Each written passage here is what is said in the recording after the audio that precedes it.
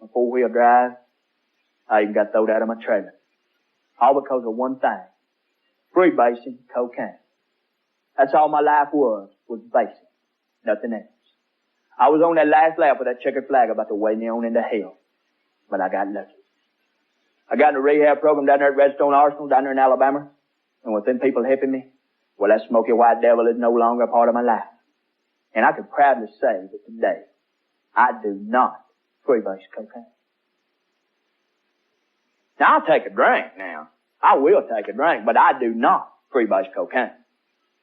But, you know, I'll take a drink, and I might even smoke a little reefer. You know, I like to smoke reefer. You know, it relaxes me and everything. A couple of doobies, you know, just to get you through the day and everything. But as far as basing goes, I don't do it. Now, I'll do some toot now. Don't get me, I will do some toot, you know. You know, if you party and everything, somebody comes up and give it to you, it's impolite not to take it there. So me and my girlfriend Sally, we party, man. I tell you, we do party. So, you know, I will do some toot. We do, you know, on a good weekend there, we call a bunch of friends over there. We do about an 8-ball of toot there, but we don't base. I do not freebase cocaine. We'll make that clear. I don't do it. I don't.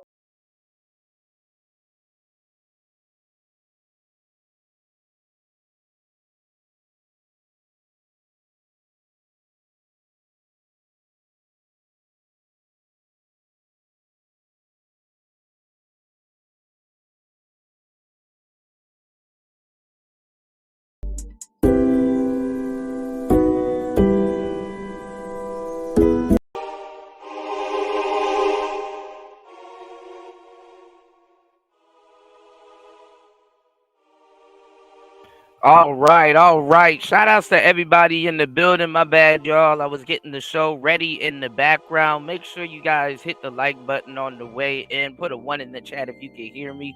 I am your gracious host, DJ Kuda, right back at the helm of today's show. Good morning, everybody, man. Shout outs to everybody in the building. Had to somewhat take the day off yesterday, but I've been catching up on a lot of different things, man. Some of y'all been up to trouble in these YouTube streets, man. It's Player Talk Radio. I am your gracious host, DJ Kuda, right back at the helm of today's show. Make sure you guys wipe your feet off at the door and hit that like button on the way in, and most definitely start the show off right, like my bro David Akisanya dropping the huge $3 on the PayPal, starting the show off right.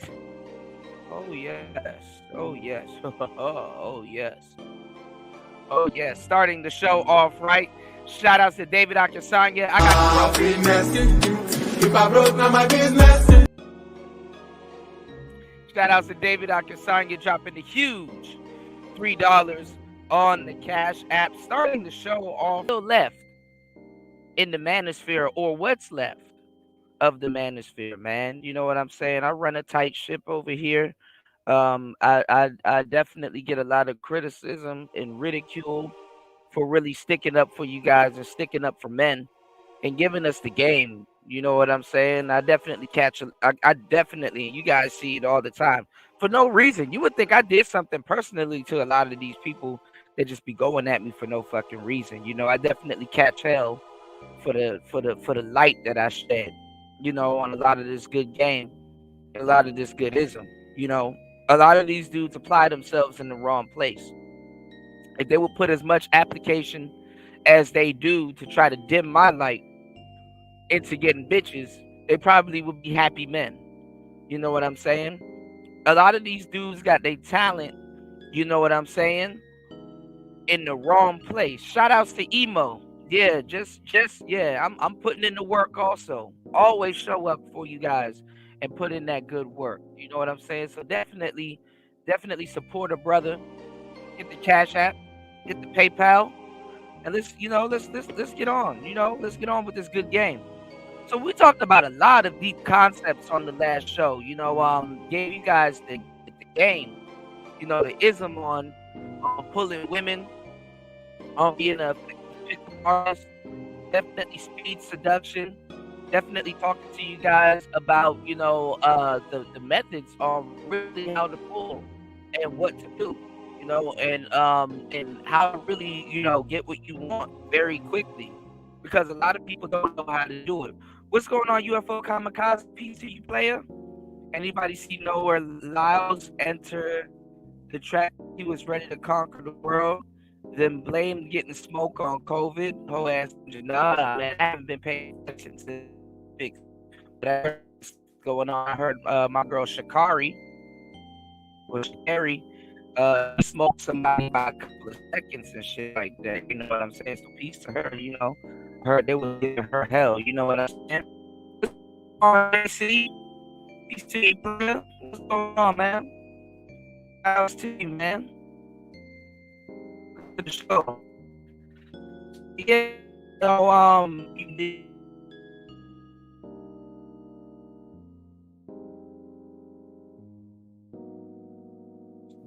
And in the world, you know what I'm saying?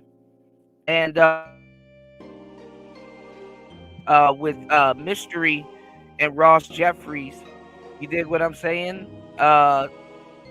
Two pickup artists that not even pickup artists. They're more so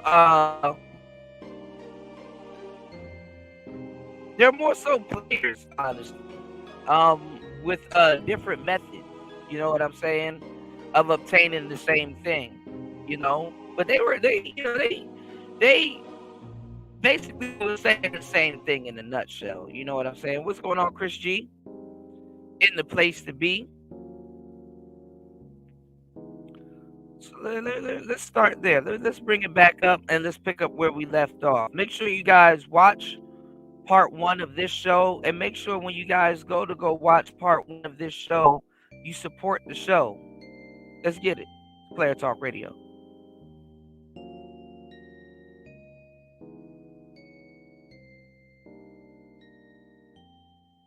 Uh-oh.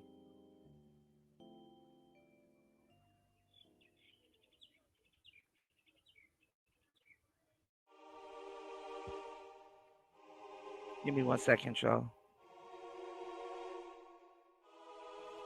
Let me do this. Hold on, y'all.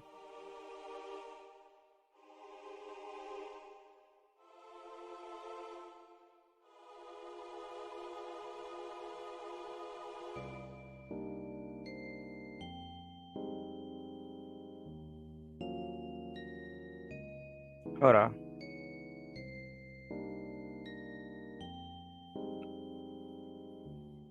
Did you say cold approach?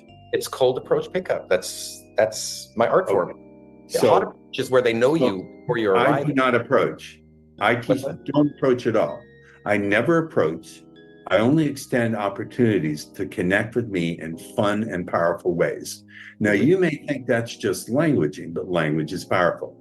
What's the distinction between saying, I'm going to approach that person and I'm going to extend an opportunity to connect with them in a fun and powerful way? Language structures consciousness, shapes decisions, drives behavior. It determines what you can visualize. I agree with all that. We can change the word then. We should. Meaning, approach isn't the big enough. It's not defining enough. Meaning you give, the meaning you give the interaction. So I'm simply saying, using language in a way, both to change yourself intrapersonally and to effectively connect with the other person interpersonally, is extremely powerful. And my claim is speed seduction is the best way to do it, to capture and lead the imagination and the emotions, to stimulate a woman sexually, to get her into the state where she takes it on as her own idea. Because whatever you can get a person to imagine for themselves, whether it's in the context of sales, seduction, persuasion, influence, will be perceived by them as being their. And that's a concept that we talked about on the last show. Sometimes a lot of people have a narcissistic, it's usually linked to it, but then again, it's not. Depending on the nature of how you pull it off, who you're with, and all of that other good stuff. Some people just want to make it seem like it was their idea for certain things to happen and certain things to go down. And definitely a lot of women definitely want to make it seem like it's their idea that sex occurred when sex does occur. Sometimes not to their friends though, because if you really get good at seducing women, you'll realize that you're controlling the conversation that they have with their friends the next day. You know, they don't want to say, girl, ooh, I F that man. No, they want to be like, one thing led to another, and yeah, you know, they want to be on that type of shit. You understand what I'm saying? So sometimes you gotta be preemptive, and you gotta think ahead, and you gotta basically control the conversation that they may have with they lady friends the next day. It happens. What else you want to know? Player talk. Their own thought, and therefore they are far more likely to act on it, and they will not resist it. And my claim, again, I'm going to repeat it again, you don't need 7 hours. You can do it in 30 minutes. You can do it in 4. Well, yeah, but winning chess in 3 moves doesn't make you a chess master. If you can't, if betting a girl in the bathroom, not betting, I sorry. didn't say that. I didn't say that. I didn't say that. Goal. Go ahead. You're mischaracterizing what I said.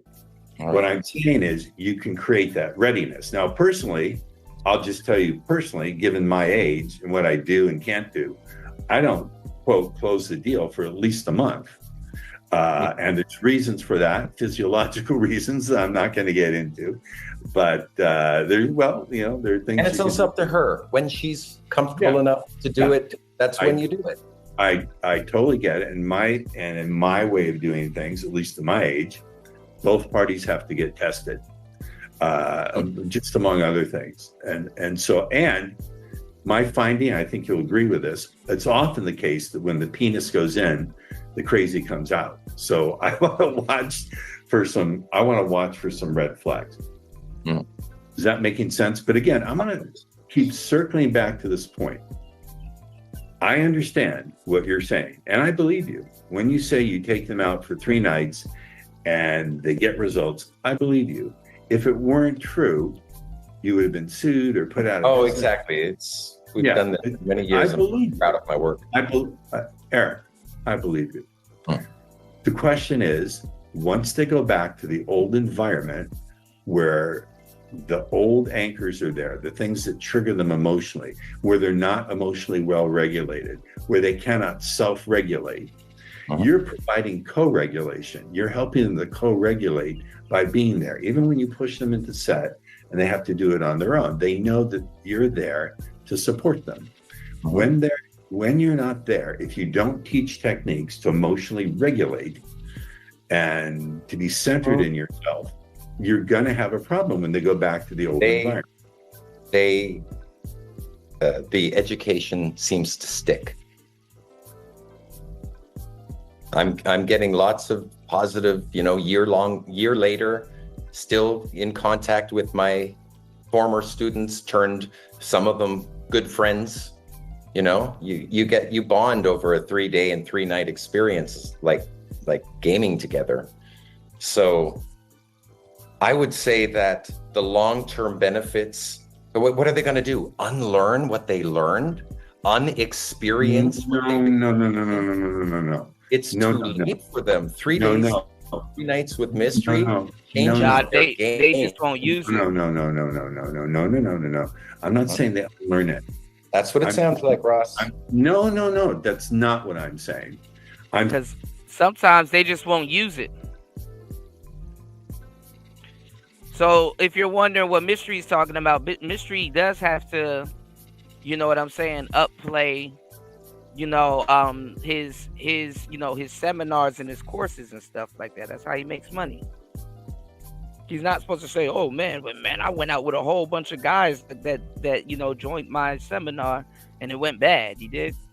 I'm saying it may sound like it. But they're not hearing it. So let's try it again.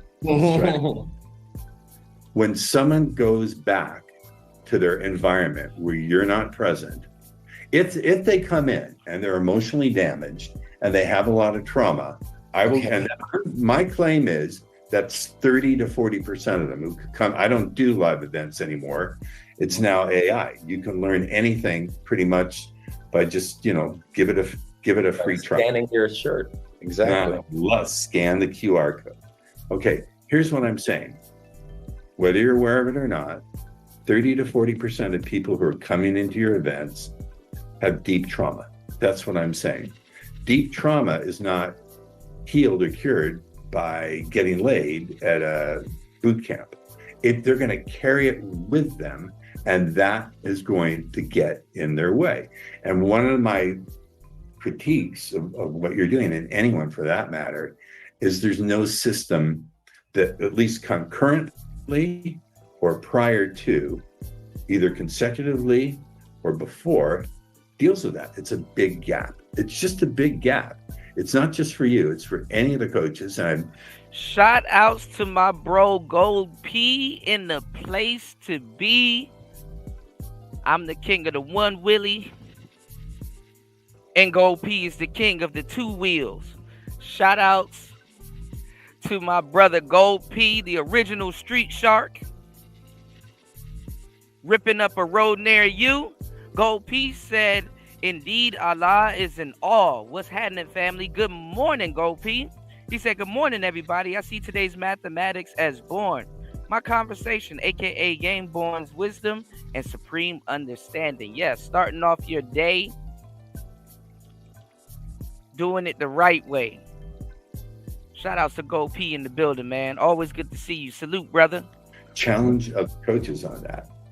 Yeah, I vet my potential clients so that we don't have, loose cannons, people that are going to,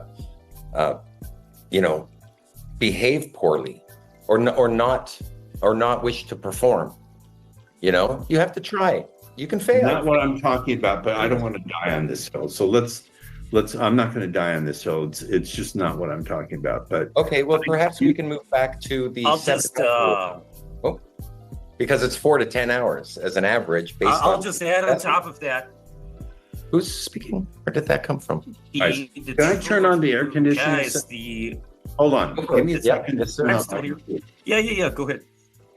I was just going to say what's he doing? The lives you guys have saved combined, I just cannot begin to comprehend.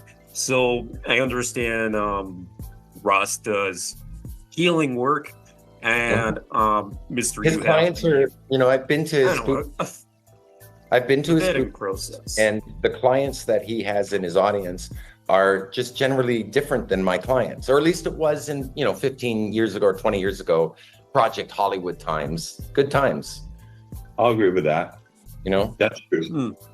That's true. Like we have a when's the last time? I guess it seems.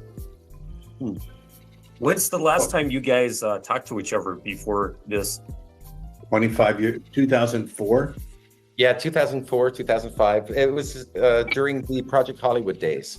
Oh, you also came to. We had parties at Neil's place. During my and TV that fucker Neil. That fucker. Oh boy, Neil, I don't want to hear it. Plus. Oh boy, that guy fucking. Yeah, these guys got shout outs to Fasting. That's why I was laughing when Fasting came into the room. I was laughing when Fasting came into the room.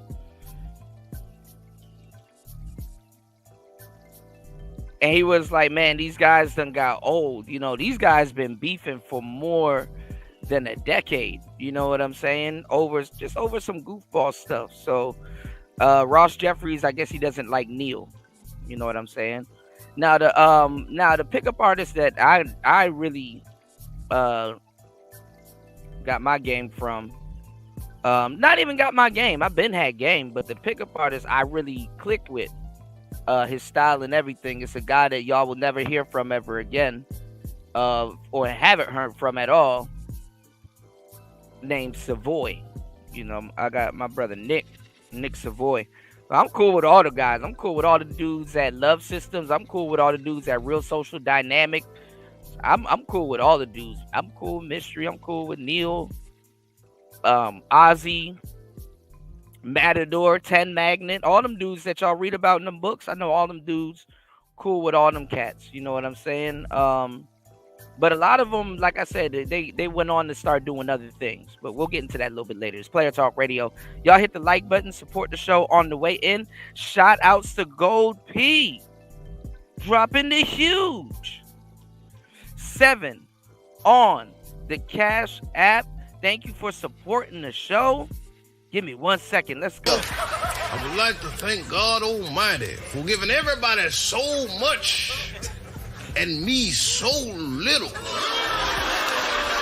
I hate you. I hate you. I don't even know you, and I hate your guts. I hope all the bad things in life happen to you and nobody else but you.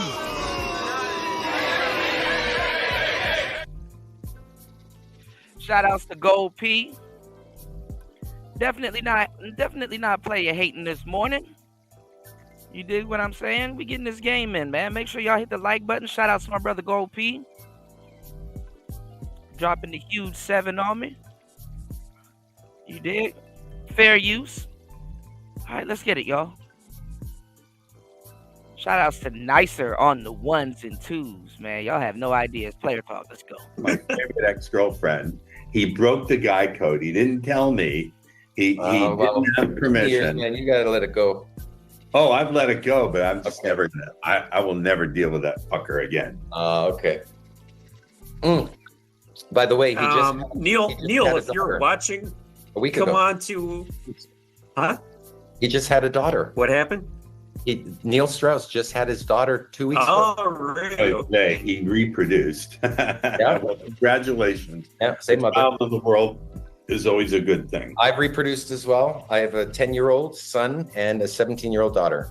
I never wanted them. Those are my I greatest never achievements. wanted them. I never wanted them, Oh, and thank goodness, snip, snip, snip. My greatest achievements are my I children. could not get someone pregnant if baby Jesus held it while I shoved it in. One less But I have stress. plenty of nieces and nephews. Can we take questions from the audience? Is it possible? Yeah.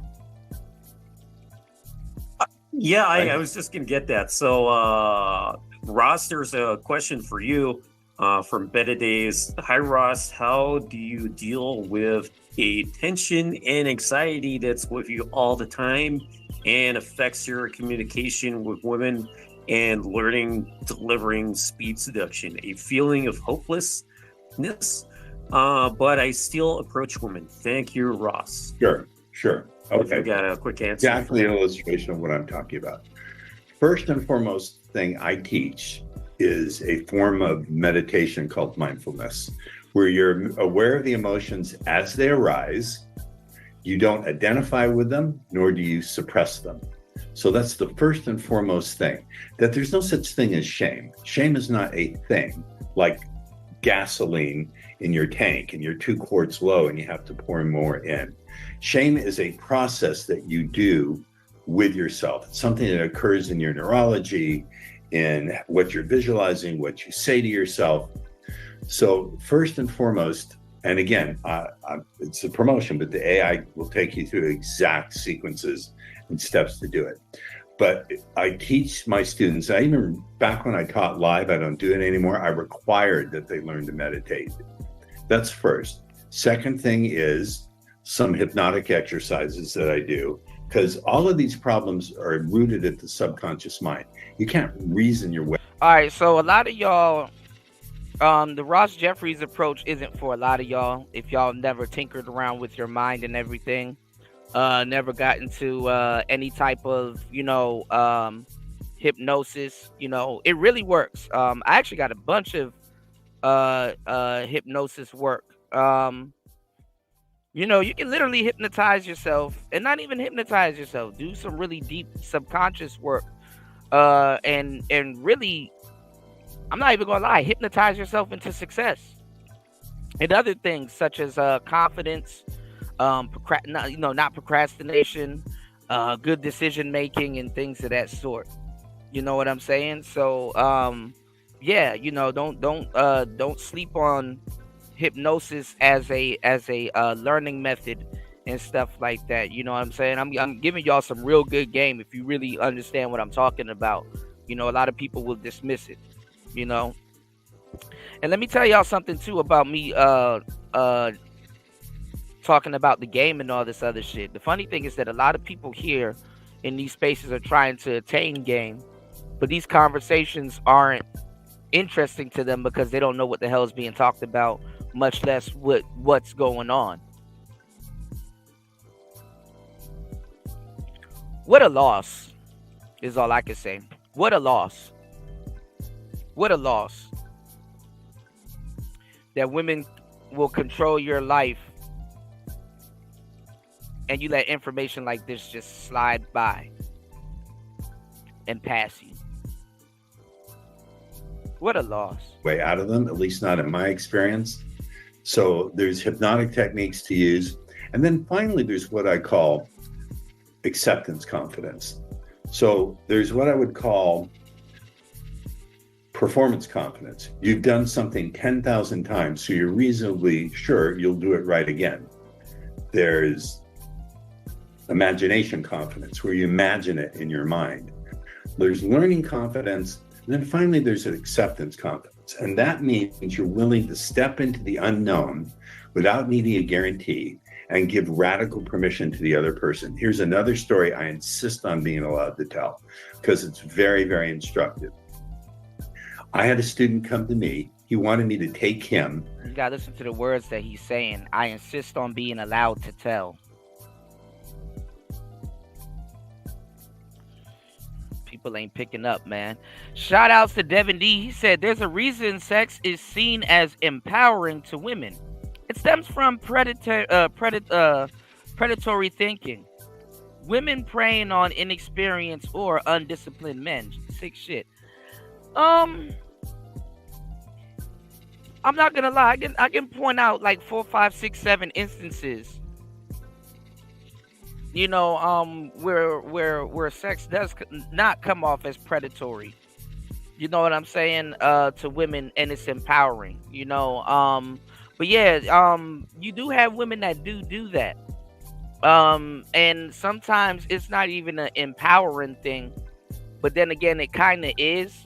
Like, really, it's like, it's more so that they want to be in control of the situation, and the empowerment part gets off of them. The empowerment part for them comes from them getting off of the control that they will have over that situation. Does that make sense? Like, for example, because sex is a reason for a lot of different things. I got actually remind me to share a book with you, Devin D. This is not a book that I can share with everybody, but remind me to share a certain book with you that that I can see if I can find a PDF and if I can send it to you, because it's a really deep ass book. There's every single reason why people go to have sex. You know what I'm saying? But I'm gonna tell you something too. This gonna be on some you know, on some P shit, like on some real P shit. You know, when a woman is really happy about, you know, paying her man, if she has one to pay, if that's in her plans, if, you know, that's the type of lifestyle that she chooses to get into, that's what she endeavors to get into, they get something called hoe pride. And hoe pride is an empowering feeling, but not for the same reasons as one would think. You know what I'm saying? So what I'm saying is that there's many reasons that a woman may and could feel empowered and use sex as the tool to drive them there. I mean, men are dumb as fuck. Women have duped men into giving them pleasure and getting paid for it to a certain degree. You know what I'm saying? Y'all hit the like button, support the show. What else you want to know? Let's get it. To a restaurant where they had an outside area. I said, I don't like doing that. He said, I'll give you 10K. Now, I can make this joke because I am in the tribe, but being in the tribe, I said, bring it over. He brings it over. We go to the restaurant. This guy proceeds to get it. He just crashes and burns. Now, I don't know if you've ever had the experience of being embarrassed for another person's shame, but I couldn't take him. I pull him out of there. This is 25 years ago. There was no Uber, no Lyft. We're waiting for a cab, and not 10 feet away in the driveway, there's a young lady. And I said, look, there's a beautiful lady waiting for her cab. She went batshit. She started swearing at me, wishing harm on my relatives. I took it in stride, but my student got really angry. He went to charge at her. I put my arm out and I said, no, she can do whatever she wants. We decide where we come from. And then I did the pattern interrupt. I said, look at her. She was still screaming, by the way. I said, look at her. She's someone's daughter. She's someone's sister. She's someone's best friend. Somewhere, she's deeply loved. Now, she stopped screaming. There was a moment of confusion. She burst into tears, ran over to me, threw her arms around me, and was sobbing and said, that was the most loving thing I've ever heard anyone say to me. I feel such love for you and such a connection with you. What's your name? Blah, blah, blah, blah, blah. And then et cetera, et cetera. But what enabled me to do that? I accepted the situation and I gave her radical permission to have her first response without letting it be her best response. Now, what would most guys have done? They would have argued back, they would have begged for forgiveness, or they would have run away. I interrupted her pattern, but what made it possible was that acceptance confidence. So that's the final piece in the puzzle, to learn to have acceptance confidence, because you're not going to get performance confidence until you've done a lot of performing. Oftentimes, this approach anxiety comes about because guys are waiting for performance confidence, but you can't have it until you perform. And that's the problem. A lot of guys don't know how to get confidence and stuff like that. You see, when you walk up to your door at your house or in your house and you're turning the doorknob, you expect that door to open, especially if you know you didn't lock it. So the thing is that you have confidence. You understand what I'm saying? You have confidence in knowing that door is going to unlock when you go turn it.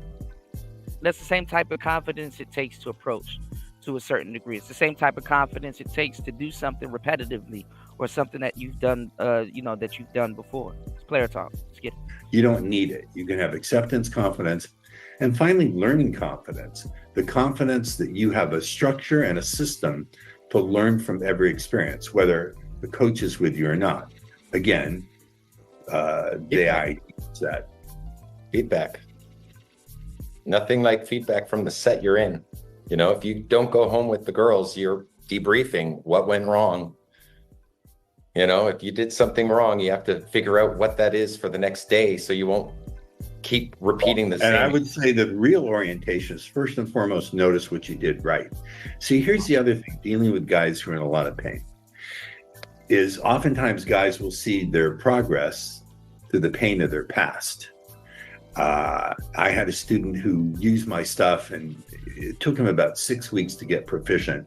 He went to a bar and I think his line he used on the woman, if I recall, was, I don't know what you're doing with all these other guys, but it's not working on me. And he introduced himself. That got a laugh. I don't remember the rest of it. But here's what I do remember. That's a neg. He told me that, like an idiot, this was his critical mistake in my eyes. Instead of doing what you would call bouncing, he gets her number. This is a long time ago. He puts her number on a card, right? You want to know how to get a lot of women too? And this happened to me tons of time. You want to know how to get a lot of women?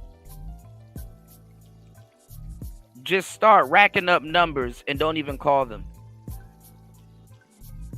Just go out and go get numbers and don't even use them.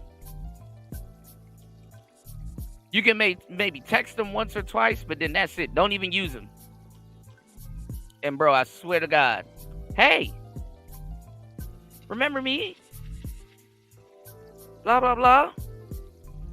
They just come out of nowhere, out the woodworks. Focus more on pickup. That's what we did. We call it sarging.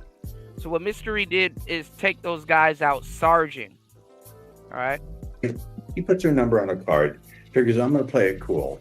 I'll wait 3 days. I didn't teach him this. This is sheer idiocy. 3 days later, he goes to look for the number. It's not there. He goes dumpster diving. After 90 minutes going through dirty diapers, cat shit, rotting food, he comes up empty-handed. No card, no number. He calls me and he says, Ross, I'm such a loser. My old self came back. Why do I always fail with women? Now, to me, as a hypnotist, this guy had to hypnotically hallucinate away everything he did right. All he could see is the mistake, because he was looking at all that progress, getting confident, going up, opening the girl, as you would say, doing my language patterns to get her aroused, making out with all of that. But all he saw was the mistake. So my point is, in order to learn proficiently, you have to have a system in place, an inner game in place that guarantees you're not going to be seeing your progress through the pain of your past. And that's another thing to answer this guy about his anxiety. That's probably his other problem. He doesn't really even have an anxiety problem. He has a shitty learning strategy. So I'll take the next question, or Eric can take the next one. I hope that answers. Well, my thoughts are, when it comes to approach anxiety, once you've opened the set and broken the ice, the approach anxiety sort of wanes, goes away a little bit. You're in set now and you're accepted. But before then, you could be, threatened by the future projection of a negative interaction, right? So if you know your opener, if you know what you're going to say before you say it, see, I'm much less concerned with confidence as I am with competence. If you can competently open with a good, prepared opener, your own, it doesn't have to be someone else's. You can write your own, but just know what you're going to say. So the routine is supposed to build comfort. Building comfort is like a big theory in and of itself, because sometimes you think you sit up there building comfort with that broad, which you are. But the person that you're really building comfort with in the beginning is yourself. A lot of guys be alone all the time, and you'll be surprised how you haven't learned how to be comfortable with yourself. And that's confidence, honestly. Being real comfortable with yourself, knowing your limits, knowing what you're capable of, and knowing what you're not capable of. But sometimes it's good to feel like you're not capable of certain things. So when you do make progress, it's a milestone. It's surprising to you. It's like, wow, I didn't think I had that in me. No homo. And then the girl's gonna later on be saying I didn't. Never mind. Anyway, pause. You said the best thing starting out is to go out and start light conversation with women and passing that you're attracted to, but not making no attempt to connect it. Yeah, all you gotta do, because most people mirror. So if you go out and you look at somebody and you say hi and smile, most people will say hi and possibly smile back. And that's all you got to do. You can just start with that. You don't just got to talk to women. Talk to men also. Just be comfortable with walking up to a stranger, striking up a conversation, and ejecting. So there's nothing wrong with going up to somebody, talking to them for a minute, and be like, okay, well, I gotta go, or hey, bye now. And then you start getting better at doing what's called false disqualifiers, and and especially if you walk up to a group of women or you talking to a girl and like you're at the height of the conversation and stuff like that, you don't necessarily have to do it, but this is a good strategy to do. At the height of a conversation, you have to you can eject and definitely 90% get her number or Instagram or whatever. You know what I'm saying? Right at the height of the interactions. What's going on, Misha? Shout out to my playettes in the building. Misha Mac in the building. What's going on, beautiful? Good morning. So, shout outs to Misha Mac in the building. You did? I also want to let you guys know, you can use false disqualifiers. So a lot of times, because like when you're approaching people, let me tell you, there's two things that's on their mind. Who is this guy? And when is he going to leave? Naturally, that's the only thing on people's mind. Who is this guy? And when is he going to leave? So what happens is you use a false disqualifier. You use an excuse to leave. Yo, look, I got to get back over to my friends over there. But look, we were talking about dating. Let me ask you a question. This is 2024. Who cheats more, men or women? Really? You think men cheat more? Really? Let me guess. You gonna vote for Kamala? Ah, look, you don't know what you talking about. Oh, for real? You into politics? Okay. Well, tell me something. Like, do you know any of her policies and stuff like that? I don't know who I'm gonna vote for yet, but that's how you start conversations, y'all. Thank you, Misha. I am doing amazing. I am doing well. It's always good to see you. Always good to always good to hear from you. Shout outs to Misha Mack in the building, Shout outs to the real supporters and Player Talk alumni. We are in the building this morning, getting it in. Now, there's some fool to come in here and say Mystery ain't done it. People don't know what they talking about. Dudes like, oh, mystery. It's like, nigga, his history ain't no mystery, but yours is. You know what I'm saying? You dig? D-Max said no manosphere questions. It's going to reduce your approach anxiety quite dramatically. It really seems to help push my students forward when they know what they're going to say. We have a default opener. We each choose one. Yeah, these are routines. So the routine is basically the training wheel for you to become comfortable with what you're about to say and possibly get a chance to do. Let's get it. Before we begin our night. And plus, it's a route so you know where you're going. Okay, I've done this routine several times. I know where I should be at in this interaction right now or in this conversation right now. Real cool shit. In case. I don't think there is approach anxiety. I think there's opportunity hesitation. The minute I get that idea into a student's head that it's not approach anxiety, it's opportunity hesitation, and they buy into that frame, either because I've installed it hypnotically or I've cleverly woven it into a story, 50% of the problem goes away. Again, the way you language things structures what you're going to be able to do, because language structures consciousness, shapes decisions, drives behavior. Can we get another question? Now, there's some truth to that also, because you definitely got to read and definitely up your lexicon with positive language and things pertaining to what you're trying to do. Because I'm going to tell you the truth, y'all. Hold on. Oh shit, this joint blocked on iOS. I didn't know that. Definitely be aware of the language that you use when you're talking to yourself, especially when you're thinking and things of that sort, because you'll be surprised. Some of the most harsh language you'll ever use to somebody is going to be on yourself. So wake up today and speak to yourself more positive. Don't say I can't do something. Say it will happen. Definitely you gotta you can't have a self-defeating attitude, man. You gotta learn how to speak to yourself and put yourself as priority and treat yourself good, man. Especially if you're older. You know what I'm saying? Let me give y'all the game. A lot of us have spent a lifetime downing ourselves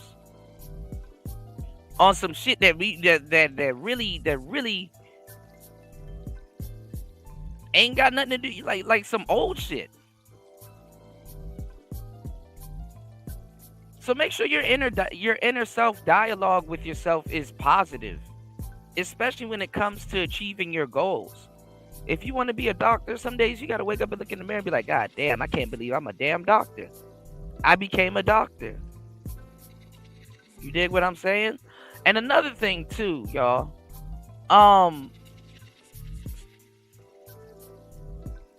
Speak to yourself positive, man. Speak things into existence. Spelling. One of the best books that I've read is called The Power of Now. Is it called The Power of Now? Yeah, it's called The Power of Now from Eckhart Tolle. He has a meditative exercise in there that I think everybody should do called Watching the Thinker. And basically, like, the inner dialogue that you have with your mind and yourself in your head is like a tape recorder. And you want to be able to watch the thinker. Basically sit there and listen to that dialogue without no judgment.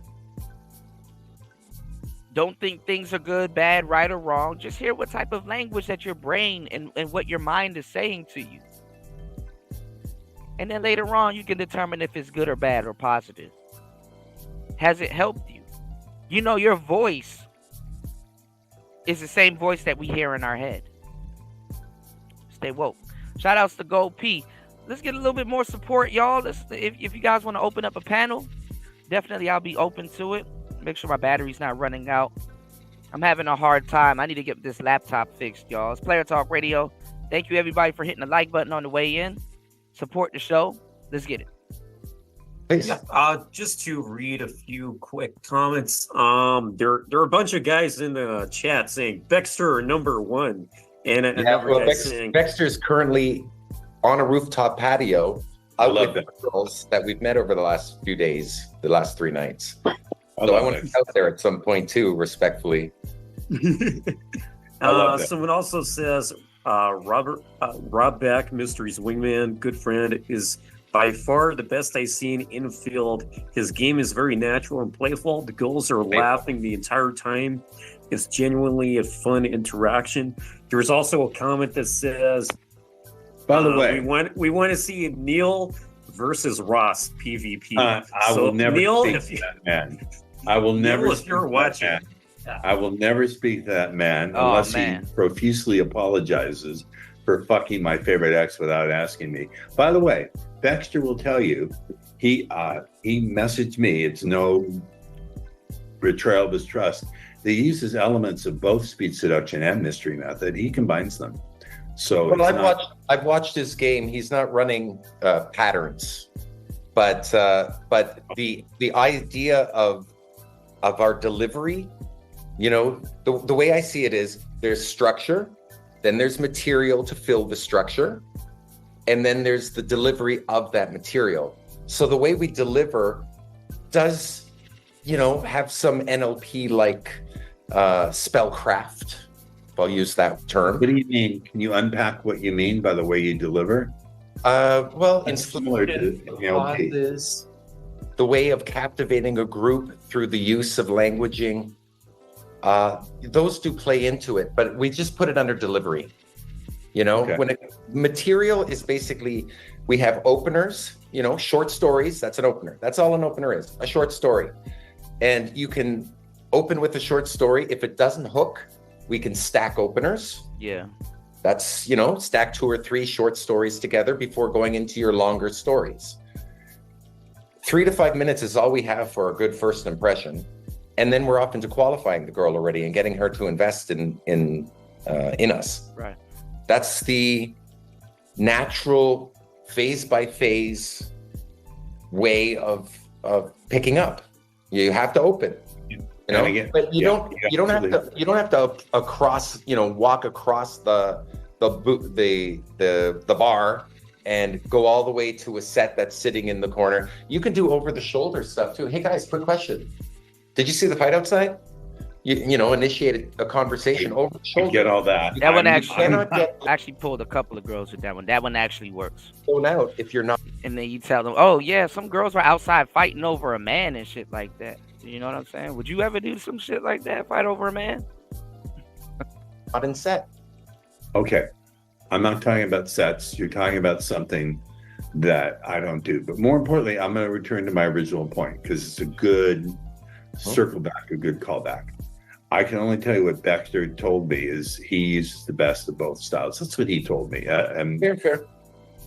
And I love the guy. We have that in common. I love Baxter.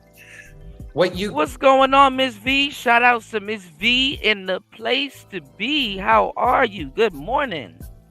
Good to see you. Give Ross and what you've given to countless men who have not met you yet, just, you know, your existence in the manosphere or in the industry is hope. You know, you are a symbol of hope for a lot of men. So cheers to that. The bat. Thank you. Appreciate it. It's good. Got a few more super chats. Thank you. Got a few more super chats in, so gonna read those out. Fontarolo says, you've both changed my life, but clear Ross dealt. Eric hasn't been in my year since 2007, yet it works wonders in day game with no money. Only reason I don't use it anymore is because I'm married now. You mumbled. You didn't get that. Can you say it again clearly? You mumbled it in my ears.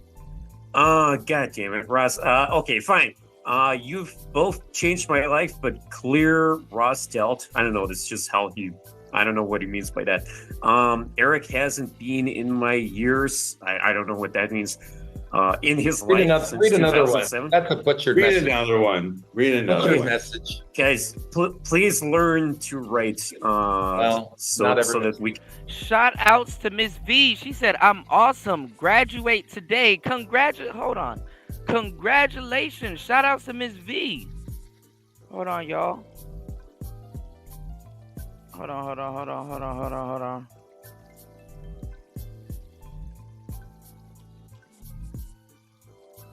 Shout outs to Miss V.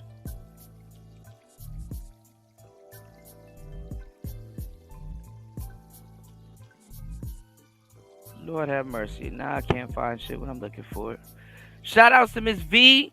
Graduating. Hold on. Congratulations! Oh my God. How you know that was what I was Devin D got me figured out. How you know that's what I'm looking for?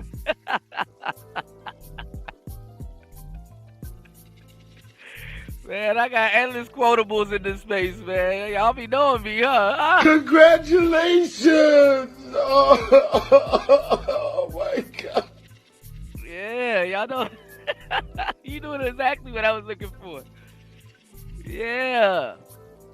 Congratulations, yeah, Devin D, bro. Yeah. Can all understand. Next one, Nestor Valentine. Shout outs to Miss V.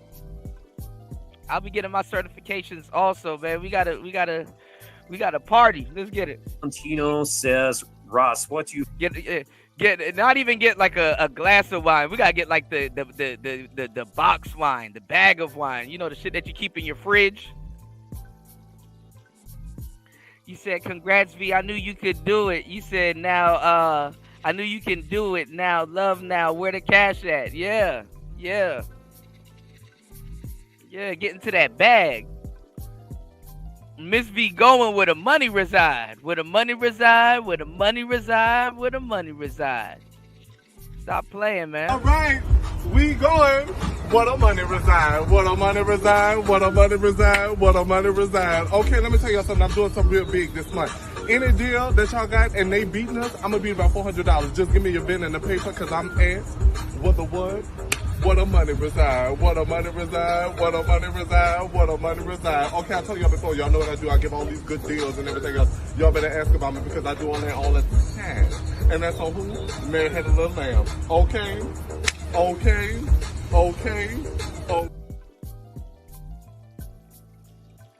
Shit. Get into that bag. We're not playing this year, man. You think of Dr. Albert Ellis's works, one of the OGs? Okay, so Albert Ellis was the guy who created rational emotive therapy. I don't want to get into therapeutic discussions. I'll just say that I think rational emotive therapy is very limited because it's all dealing with self-talk. And the problem with the guys in our field, and Eric will confirm this, they're already too much in their head, talking, yammering. Trying to argue with better dialogue is not the way to go. And if you take nothing away from this lesson, from me at least, that I would like to teach, if you let your internal dialogue be the architect of your life, you're fucked. Let your courage and your curiosity and your willingness to joyfully explore decide for you what you can create in your life. Do not let your internal dialogue do it. That's the difference between someone who lives a big life rather than someone who's just surviving rather than Thriving. Good stuff. Mm-hmm. Next one from Young Villain Mystery. Would you do a talk or a debate with John Anthony? Despite his criticism, he respects you a lot and gives you credit for his early success. I'll just throw onto this minor response. I think he kind of burned that bridge personally. Yeah, he attacks a lot of people. I have 4 words. Don't feed the trolls.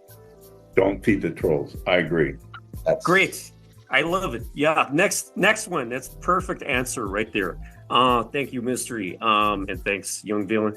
Better days, it drives you nuts, Ross, as you study speed seduction and then freeze up or just don't deliver speed seduction properly. I know Discovery Channel, BJ, and IC pattern, but it's so frustrating when you just don't absorb the learning. Okay. it Let me takes address practice. this. No Let matter me what. practice, but let me address this. So what he's mentioning are incredible connection, the blowjob pattern, and Discovery Channel pattern. These are patterns I came up with in 1995 when speed seduction was about long recitations. And so 1995 is almost 30 years ago. No, 95 is what? Yeah, it's 2024.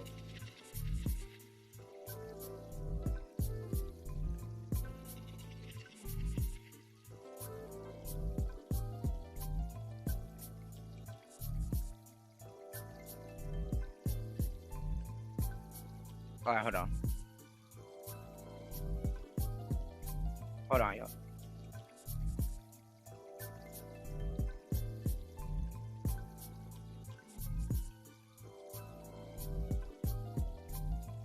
Hold up.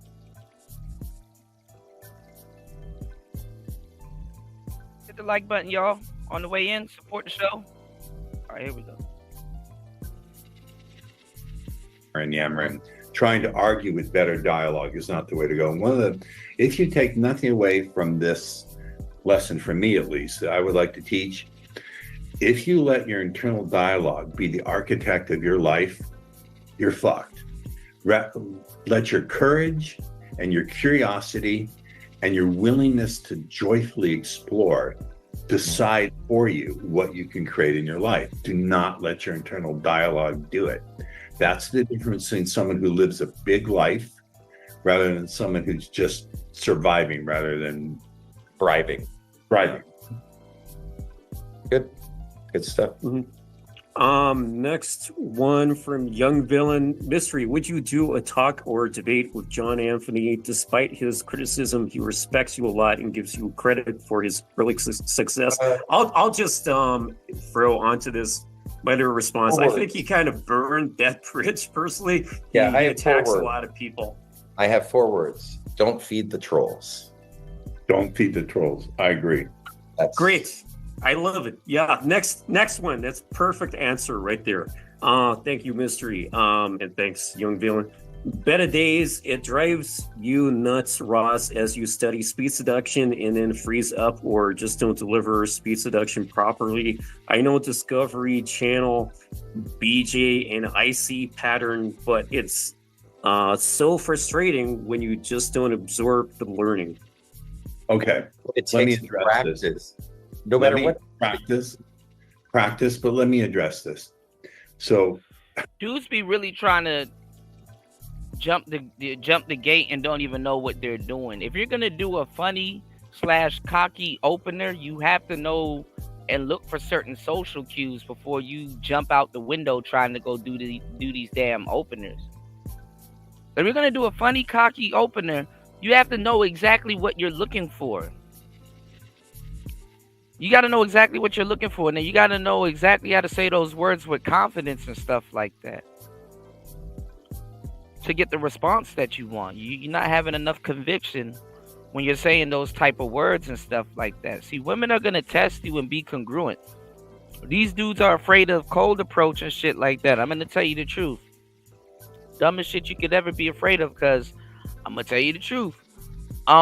You're going to have to meet up with her anyway.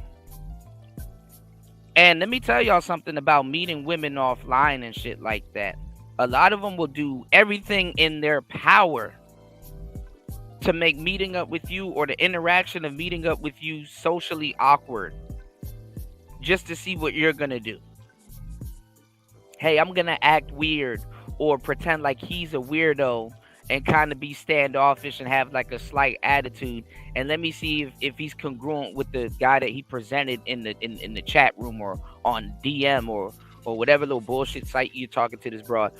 Like, I'm gonna tell you the truth. They're gonna make sure you're congruent at some point. So whatever little representative or advertising man that you want to present yourself as, you better make sure you're somewhat congruent with that, because that's what they're going to be looking for. And they're going to shit test you on it. And it's going to it's going to take a big blow to your ego or your confidence and stuff like that, because you brought that to them. You know, that's the snake oil that you try to sell them. So when you start building this little representative character in your little head and shit like that, you better make sure you're congruent or adjacent with your representative, because she's gonna shit test you every single time. And that's for her also. But see, dudes don't take points off of that too much like that with women. She got to be congruent with all that freaky shit she talking about and all that, you know, whatever type of conversation y'all got. So it's player talk. Let's get it. What he's mentioning are incredible connection, the blowjob pattern, and Discovery Channel pattern. These are patterns I came up with in 1995 when speed seduction was about long recitations.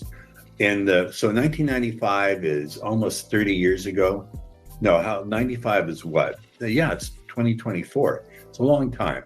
I have trimmed and slimmed down speed seduction, so you don't need to memorize nearly as much. All you need is like heart on sleeve. It's 3 minutes.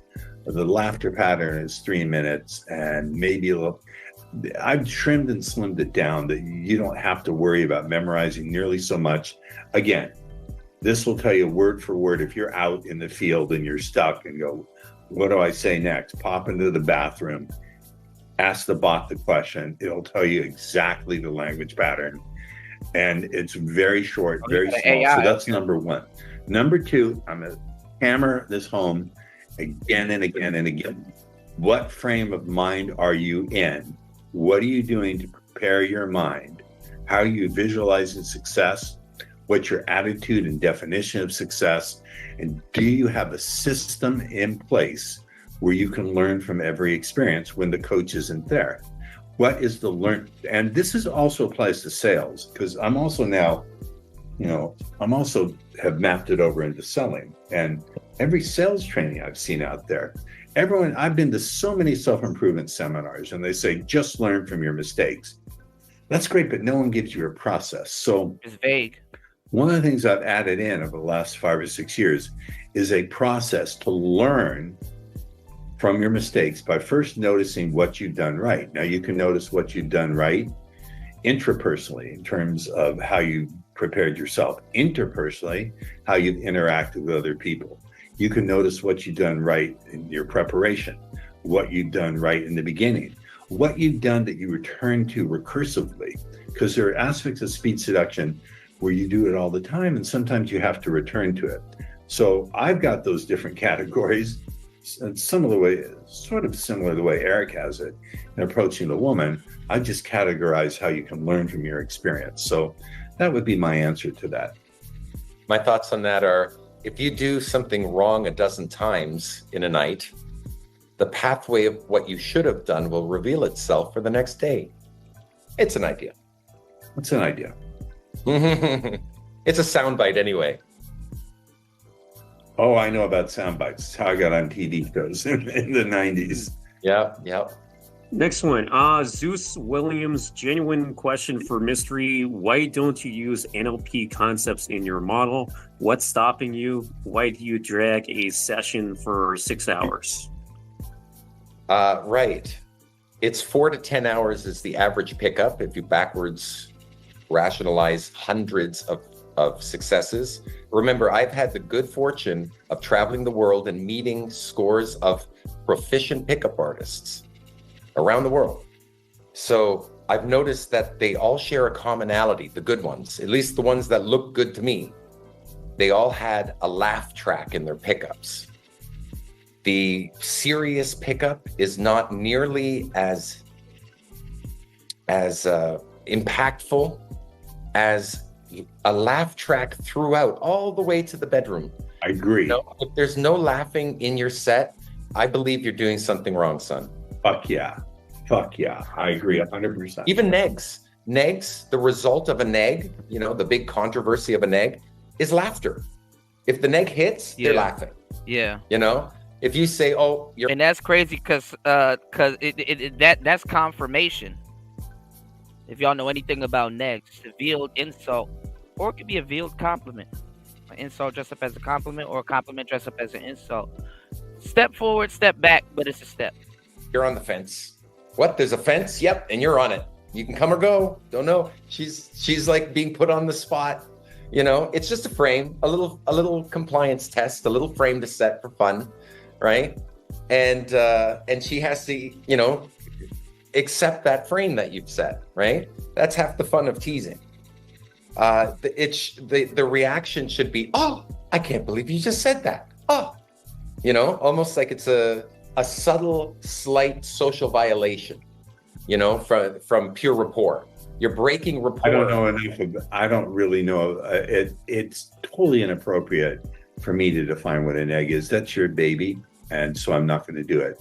My misinterpretation of what others have said to me is that sometimes if it's not delivered skillfully, I'm sure you deliver it skillfully. It comes off as an insult. It comes off as an insult. Insults are not negs. Yeah, I agree. Yeah. Well, I'm not out to insult women. No, that's me my neither. intention. Never was. In fact, the definition of the neg that you've most likely read is a neg of the neg. It's just someone had written it. Yeah. I'm the one who took the time to define a neg. A neg is a statement or action to briefly disqualify oneself from being considered a potential suitor. That's what it is. So if I go to blow my nose, I'm not trying to make a girl feel small. I'm just blowing my nose in front of her, right? Making sure she's. But what that shows her is that I'm not after her. Why? What is wrong, Eric? Basically, and to a certain degree, you're basically disqualifying yourself. But what negs are really used for is to demonstrate high value, and it fucking works. It's crazy. That I'm not needy. From the heart. What is ineffective if you can do it with a sense of humor, and if you can do it with balls? Over and over and over, I've had women say to me, "Your balls," and telling me. Now, I don't give a direct compliment. I wouldn't say to a woman, "You're so beautiful. Come talk to you." I would say something like, "You know, when I saw you, I thought to myself, she probably gets approached 100 times a month. Come up with something different and see if she has a sense of humor that would make her fun to mess with for a minute." I implied the compliment. If you do it skillfully and you imply the compliment, because again, I'll make this point again, what you get a person to imagine for themselves will be perceived by them as being their own thought. Now, there's a few ways to do it. You can be vague, so they don't know exactly who's it being applied to. You can use implication. So my statement is you can be direct. You can even give a compliment that's implied without directly saying it. There's basically you're setting it up for her to knock it down. Set it up, knock it down. You can express interest. If you know how to do it, if you have the skill set. See, one of the things I've learned is over the years, as I mature as a teacher and a thinker, nothing I say is true with a capital T. It's only my model. It's only my map. And where we get confused is where we try to drive on the map, or we try to. What's going on, Aaron B? See, you got to know who y'all listening to. Y'all got to know where half y'all lexicon come from. If y'all don't know who the two guys on the screen is, I don't know what to tell you. You don't. I'm not saying you gotta be students of them, but you gotta at least know who they are. You know, there's countless brothers that get on in these spaces and in the manosphere and stuff like that. They're using people's lexicon, and when the person that really to put that shit out there and really and you know, y'all got to start doing y'all homework. You know, not saying you, Aaron B. I'm just saying in general. There's countless men in here running their fucking mouths and don't even know where the words they're using coming from. There's countless men that want to talk about game and all of this other goofball shit, but don't even know what a neg is or a neg theory. Never even used it. Then their rationale, I don't need to use this. Shut up. You be on here trolling. You're a horrible troll too, you know? I'm gonna start treating niggas in this space, bro. Give it some time, y'all. Give it some time. Shout outs to Aaron B. Shout outs to everybody here in the place to be. Player Talk Radio, you know how we doing it. A lot of these dudes are just talk. Start treating niggas, man. Let's go. Eat the menu rather than the meal. And I'm saying that maybe there's something on my... The biggest mouths. I'm watching some bullshit right now. They got the biggest mouths and don't know what they talking about. And they only use this lexicon to talk to other niggas on the internet, mind you. A map that enables people to do things that might not be possible on your own. I can tell you over and over and over. No, a lot of it does apply to brothers. It's just that you got to learn how to plan. You got to learn how to translate it. You know, you got to learn how to translate it into nigganese. You know, who raised you? Who gave you the game? You got to translate it into nigganese. Over. If you do it right. Vietnam nigga. If you do it right, you can be direct. Never. I mean, you haven't taken. You never came into a club with us. You have negative connotations to clubs. I have positive references. That's why I've continued to do them. I'm 52 years old. I congratulate you. Like, what's going on, Cynical? Noise. I don't like noise. I don't like club. It's Tiger. The only club that Baxter ever took me to is Tiger in London. I had to leave within a minute because the noise was so loud. The noise was understandable. So Tiger, fuck. It is, but the women are beautiful, and you work for a 3-minute set. Man, Tiger, fuck that place. Man, brain. I have damage to the left parietal lobe of my brain. It's the part that processes sound. So I'm overwhelmed by loud noise. I don't even like the leaf blower outside my window in the morning. I have to wear ear protectors. So I just can't take the noise. Yeah, Ross on that old nigga shit. Fair. Yeah. Last night we had one of the clubs was loud. I had fun in there. Pulled girls. We went to an after hours place where they got to meet up with them again. So it all seemed to work itself out. I'm in bed. I'm in bed by 11 a.m. After hours for me would be torture, unless it's Scarlett Johansson and Margot Robbie banging down my door to think of new ways to be nice to me. Do we have any more questions? Shall we move forward? Yeah. Yeah. I got a question.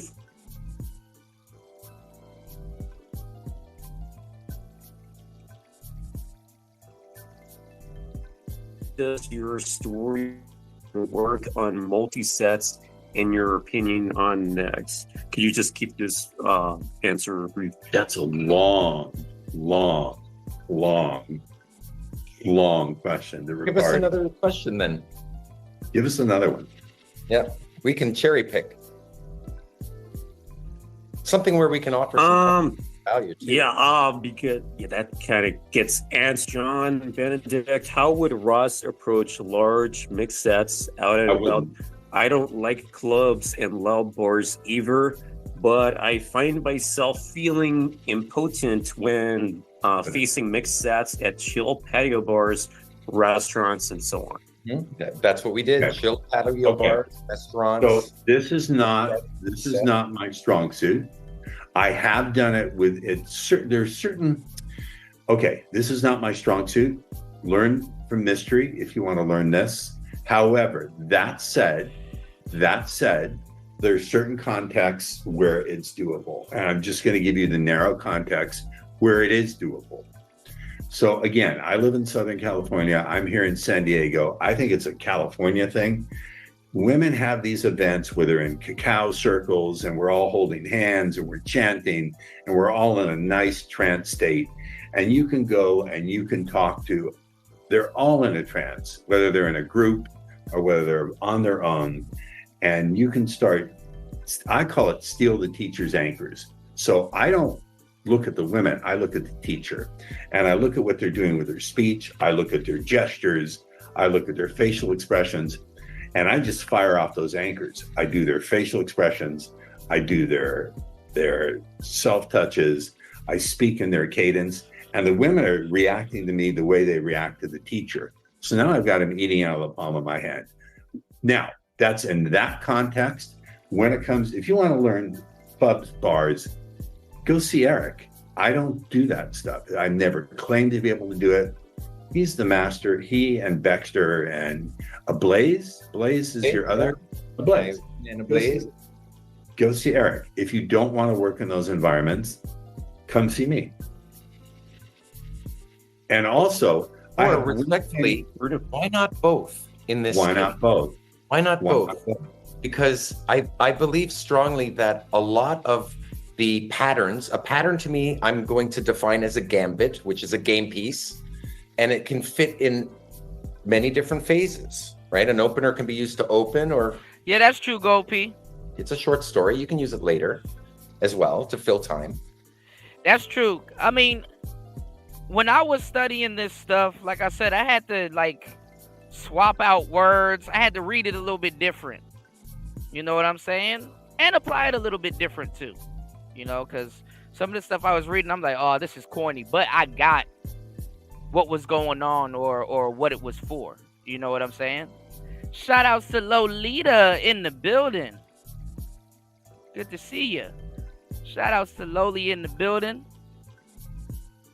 Peace to you. Hold on, y'all. That's what I believe is our commonality. We both have created gambits that you memorize and recite, with good delivery, in order to come off calm, cool, and collected. No ums, ahs, or pauses, awkward pauses, because you've taken the time to practice your gambits. If you fill your timeline with gambits that you have prepared, you won't have awkward pauses that can lose the set. You know, well, you've talked for 10 minutes with the girl and nice meeting you, goodbye, and off they go.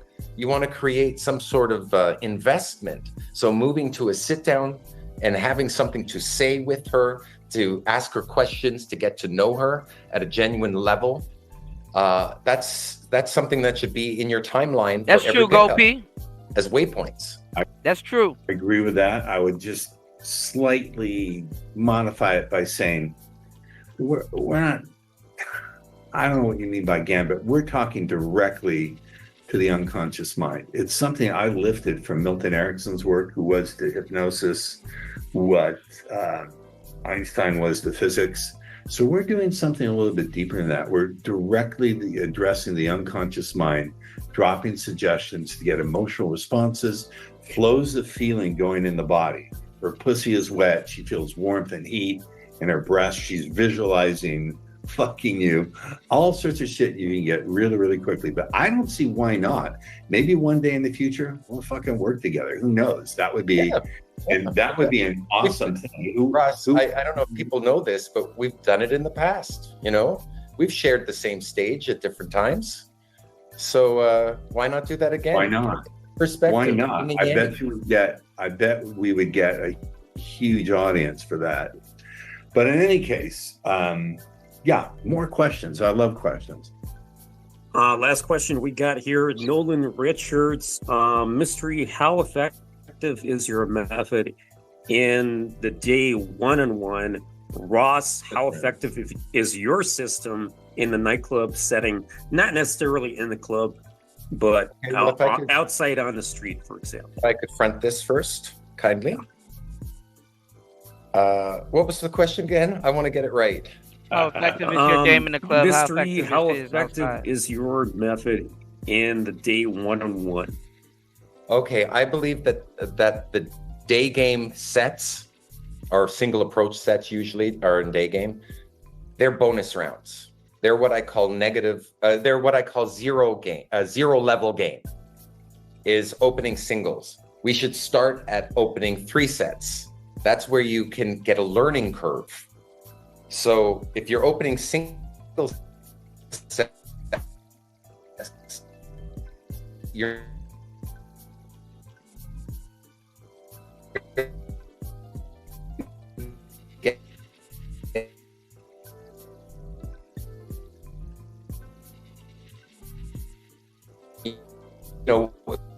one every hour in the daytime, going to a mall or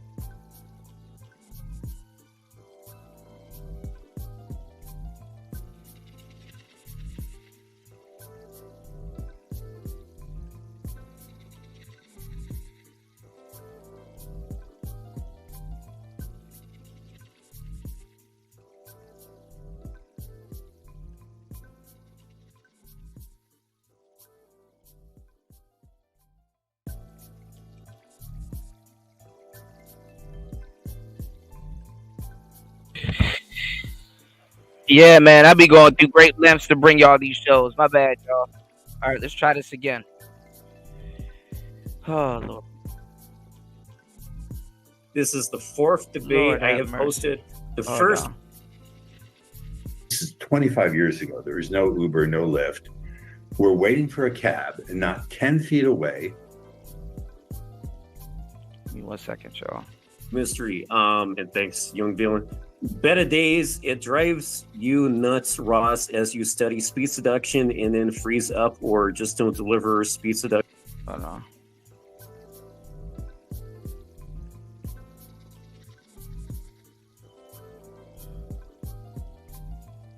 Laugh track throughout, all the way to the bedroom. I agree. No, if there's no laughing in your set, I believe you're doing something wrong, son. Fuck yeah. Fuck yeah. Hold I on. agree 100%. Even negs. Negs, the result of a neg, you know, the big. Give me 1 second, y'all. I'll be right back. Without directly saying it, there's you can express interest. If you know how to do it, if you have the skill set. See, one of the things I've learned is over the years, as I mature as a teacher and a thinker, nothing I say is true with a capital T. It's only my model. It's only my map. And where we get confused is where we try to drive on the map or we try to eat the menu rather than the meal. And I'm saying that maybe there's something on my map that enables people to do things that might not be possible on your own. I can tell you over and over and over, if you do it right, you can be direct. Never. I mean, you haven't taken. You never came into a club with us. You have negative connotations to clubs. I have positive references. That's why I've continued to do them. I'm 52 years old. I went congratulate you. I don't like noise. I don't like noise. I so don't like fun. It's fun. Tiger. The only club that Baxter ever took me to is Tiger in London. I had to leave within a minute because the noise was so loud there. The noise was understandable. So loud. Tiger foot. It is, but the women are beautiful, and you work for a 3-minute set. Man, Tiger, fuck that place. Maybe it's my brain. I have damage to the left parietal lobe of my brain. It's the part that processes sound. So I'm overwhelmed by loud noise. I don't even like the leaf blower outside my window in the morning. I have to wear ear protectors. So I just can't take the noise. Fair. Yeah. Last night we had one of the clubs was loud. I had fun in there. Old girls. We went to an after hours place where they got to meet up with them again. So it all seemed to work itself out. I'm in bed. I'm in bed by 11 a.m. After hours for me would be torture, unless it's Scarlett Johansson and Margot Robbie banging down my door to think of new ways to be nice to me. Do we have any more questions? Shall we move forward? Yeah. Yeah, I got a question from Jordan Bamboom. Mystery, what's your opinion on Ross's speed seduction pros and cons? Ross, how does your storytelling work on multi-sets in your opinion on next? Can you just keep this answer brief? That's a long question. Give us another question then. Give us another one. Yeah, we can cherry pick. Something where we can offer some value too. Because that kind of gets asked. John Benedict, how would Ross approach large mixed sets out and about? I don't like clubs and loud bars either, but I find myself feeling impotent when facing mixed sets at chill patio bars, restaurants, and so on. That's what we did. Okay. Chill patio bars, restaurants. So this is not my strong suit. I have done it with it. There's certain. Okay, this is not my strong suit. Learn from mystery if you want to learn this. However, that said, there's certain contexts where it's doable, and I'm just going to give you the narrow context where it is doable.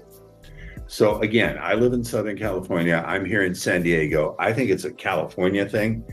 Women have these events where they're in cacao circles and we're all holding hands and we're chanting and we're all in a nice trance state.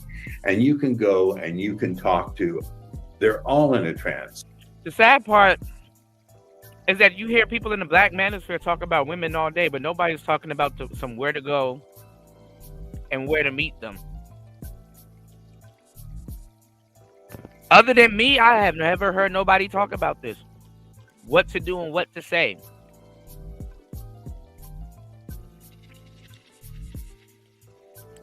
These dudes are boring. Whether they're in a group or whether These dudes are boring in real life, y'all.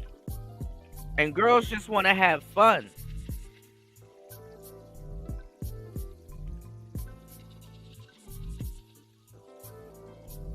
You think a woman will have fun hanging out with MOT? What the fuck is a broad at MOT gonna do?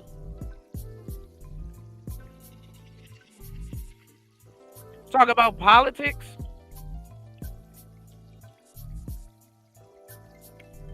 Respectfully, not to, you know, shit on MOT. But what's y'all niggas be laughing at Donovan Sharp and shit like that? At least he got sand. It's snowing where he at.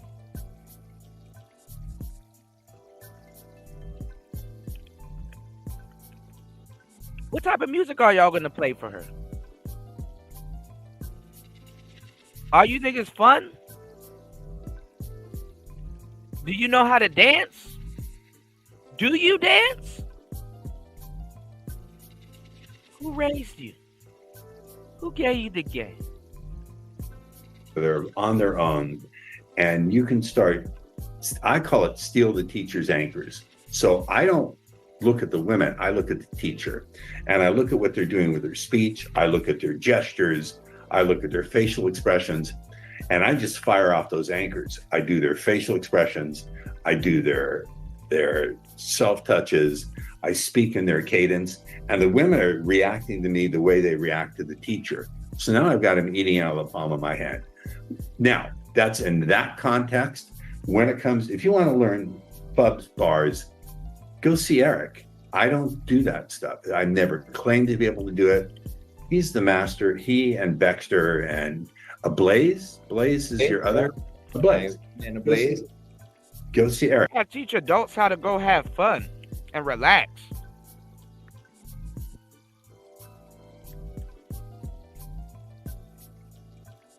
If you don't want to work in those environments, come see me. And also, or respectfully, why not both in this? Why not both? Why not both? Because I believe strongly that a lot of the patterns, a pattern to me, I'm going to define as a gambit, which is a game piece, and it can fit in many different phases, right? An opener can be used to open, or it's a short story. You can use it later as well to fill time. That's what I believe is our commonality. We both have created gambits that you memorize and recite, with good delivery, in order to come off calm, cool, and collected. No ums, ahs, or pauses, awkward pauses, because you've taken the time to practice your gambits. If you fill your timeline with gambits that you have prepared, you won't have awkward pauses that can lose the set. Well, you talk for 10 minutes with the girl and nice meeting you, goodbye, and off they go. You want to create some sort of investment. So moving to a sit down and having something to say with her, to ask her questions, to get to know her. You will talk to a girl, have a great conversation for 10 minutes. And then you say, oh, goodbye. And some jackass in this space will be like, you didn't get the pussy? You didn't win then. And he don't even talk to girls. At all. So make sure y'all not killing yourselves on your journey to learn. At a genuine level, that's something that should be in your timeline for every pickup as waypoints. I agree with that. I would just slightly modify it by saying, while he'll play a hate and try to descend you, I'll commend you. Bro, that's it. You got it, bro. You're learning how to hold a conversation. Add some more elements to it and you golden. And the sad part is that these are the same niggas y'all learning. These are the same niggas y'all listening to telling y'all the trick. Be very careful. Right, Devin D? We're not, I don't know what you mean by gambit. We're talking directly to the unconscious mind. It's something I lifted from Milton Erickson's work, who was to hypnosis what Einstein was to physics. So we're doing something a little bit deeper than that. We're directly addressing the unconscious mind, dropping suggestions to get emotional responses, flows of feeling going in the body. Her pussy is wet. She feels warmth and heat in her breast. She's visualizing fucking you. All sorts of shit you can get really, really quickly. But I don't see why not. Maybe one day in the future, we'll fucking work together. Who knows? That would be... And that would be an awesome thing. Russ, I don't know if people know this, but we've done it in the past. You know, we've shared the same stage at different times. So why not do that again? Why not? Perspective. Why not? I bet we would get a huge audience for that. But in any case, yeah, more questions. I love questions. Last question we got here, Nolan Richards. Mystery, how effective is your method in the day one-on-one? Ross, how effective is your system in the nightclub setting? Not necessarily in the club, but outside on the street, for example. If I could front this first, kindly. What was the question again? I want to get it right. Mystery, how effective is your method in the day one-on-one? Okay, I believe that the day game sets, or single approach sets usually are in day game. They're bonus rounds. They're what I call they're what I call zero level game, is opening singles. We should start at opening 3 sets. That's where you can get a learning curve.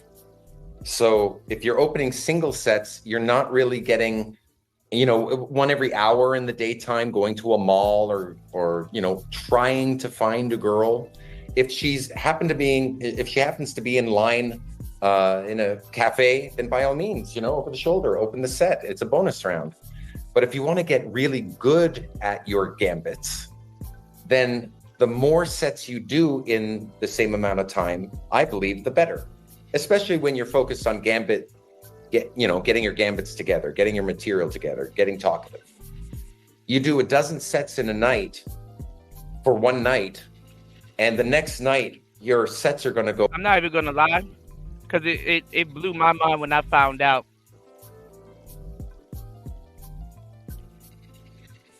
Groups of people are more forgiving than like one-on-one exhibitions. You know what I'm saying? You can talk to a group of people and say a bunch of stupid shit, and somebody be like, yeah, and then the whole group like, oh yeah.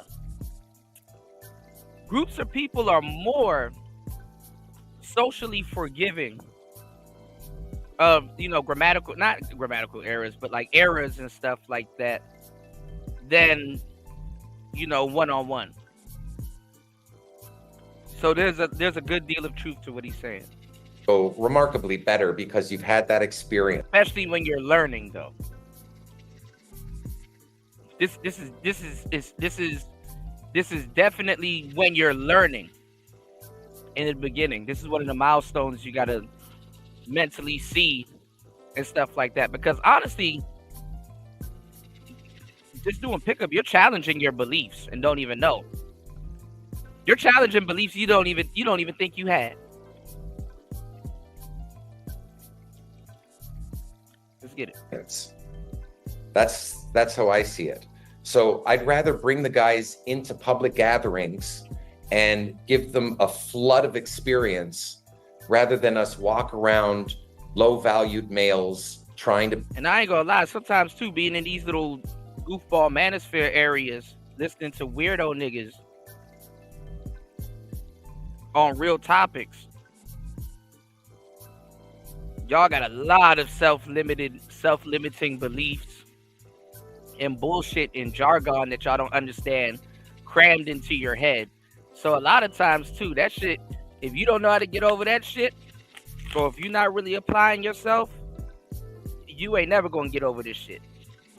And that's not me giving you an excuse to be lazy, but it's me giving you some game to go get it. Pick up girls by themselves. Motivation In the daytime. What does it mean? How do you assign? Let me ask you this: value as measured. No, I've seen the guys. You go out a couple nights a week, you're gonna be mad as fuck coming back in here. You're not gonna listen to it. You're not even gonna have respect for half the people you have respect for. I guarantee you, you go out there, you go try some of this shit, bro. I'm gonna be your best friend coming back in here. You like, man, them niggas be lying. They wrong. They don't know what they talking about. Hey, when you get to a level of, when you get to this part, what do? You can ask me and I'll have an answer for you. Absolutely. Absolutely. I'll even tell you what to look out for. And the stuff that I'll tell you will make complete sense. And you'll be like, damn. And then you might get into this phase. I'm not even gonna lie to you. That's how real I'm gonna keep it with you. You might get into this phase where you might go through a slight depression. And the reason why I say you might go through a slight depression is because it's been under your nose the whole time. It's been under your nose the whole time. And it's like, damn, I just never applied action to it.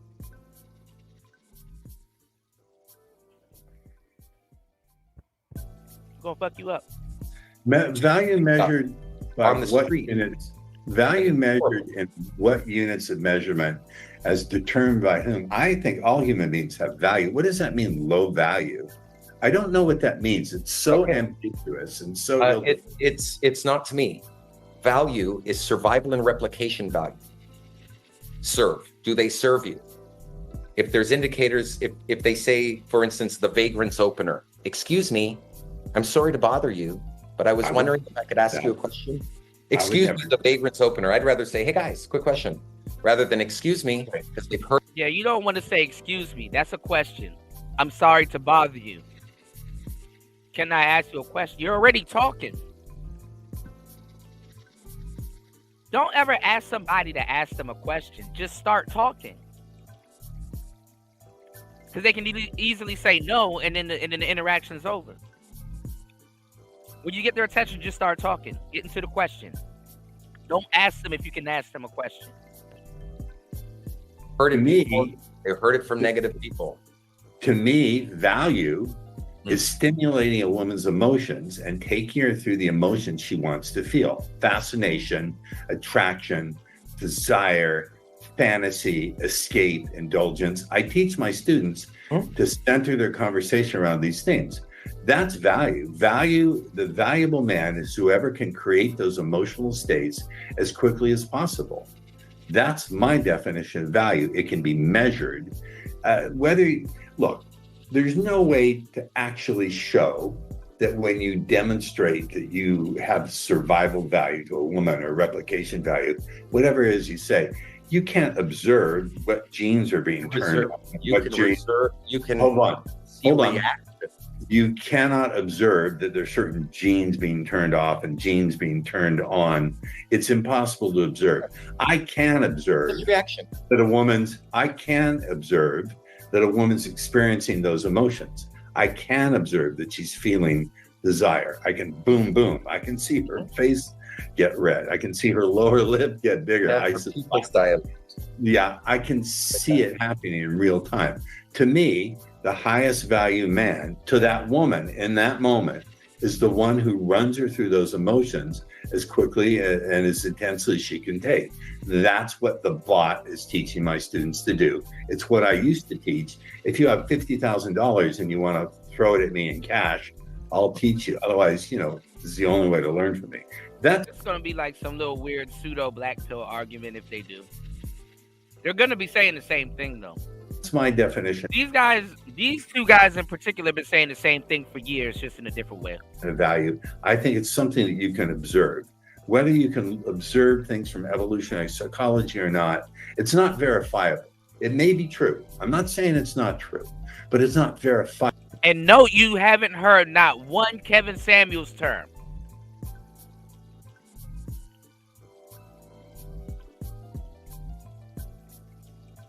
Show me one Kevin Samuels term, other than a term that he stole, a little high value thing. Show me a Kevin Samuels term in this conversation. Show it. You can't see genes switching on or switching off. But what you can do is backwards rationalize your successes and know that there was an attraction moment. You know, whether it happened late in the game or early in the game, the result is you got the girl, son. Eric, how much of that is coming from your personal charisma, your personal power, your personal charm? The fact that you, Eric von Markovich, are, hold on, please. And the fact that you are a leader of men. You are indeed factually a leader of men. When you tell that story, when you try to tell him he's pre-selected, so this is why he thinks like that. You tell that story, it's congruent with who you are. That's number one. And actually, when you tell that, and that's the funny thing too, when you guys are out here running routines and stuff like that, you actually become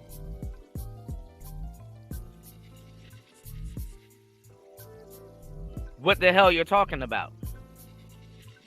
Pickup artists actually become the chameleons of the dating game because they become what they're talking about. If you're in the club almost every night approaching women,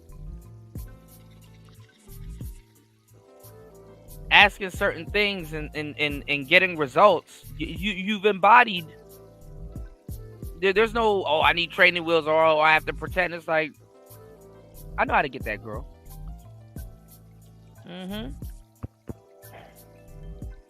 Know exactly what to say.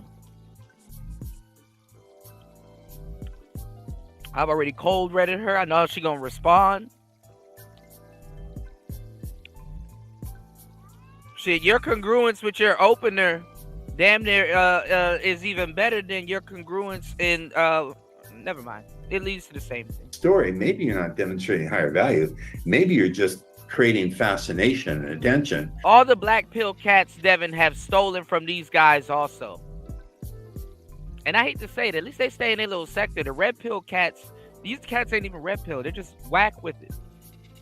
Through being a good storyteller. Maybe you're not tripping, if I could, maybe you're not tripping attraction triggers. I'm going to have to rate this down. What's observably true is you're just getting hypnotic focus by being a fantastic storyteller and having a lot of personal power. There's a lot more to it, Ross. You know, you have preconceived notions of what I'm teaching, and there's something to learn. These are two teachers it's not arguing. Just putting a These are two teachers arguing with each other with theory. That's all it is. Fire under their ass for a weekend, hoping that they'll get some success, and then they go home and, you know, cry. I'm not talking. That's how you framed it, for you know. No. That's how you did frame it. No. The frame was maybe what you're actually doing. Maybe what you're actually doing when you tell these stories that demonstrate higher value, you're demonstrating you're a great storyteller, number one, and you're creating states of focus that are hypnotic and that cause arousal in the body, flows of feeling in the body. I'm not concerned with arousal. I'm not concerned with arousal. Arousal belongs in seduction. We're not trying to arouse a woman in the club and then keep her buying temperature raised. That's kind of what Ross Jeffries does. What Mystery's more worried about, not even worried about. What Mystery's trying to do at this point, I guess you could say is qualification, but what he's talking about more so is attraction. You know, he's not worried about arousal and broads getting wet until he's trying to seduce. You know what I'm saying? Ross Jeffries, he's speed seduction. He's burning through it.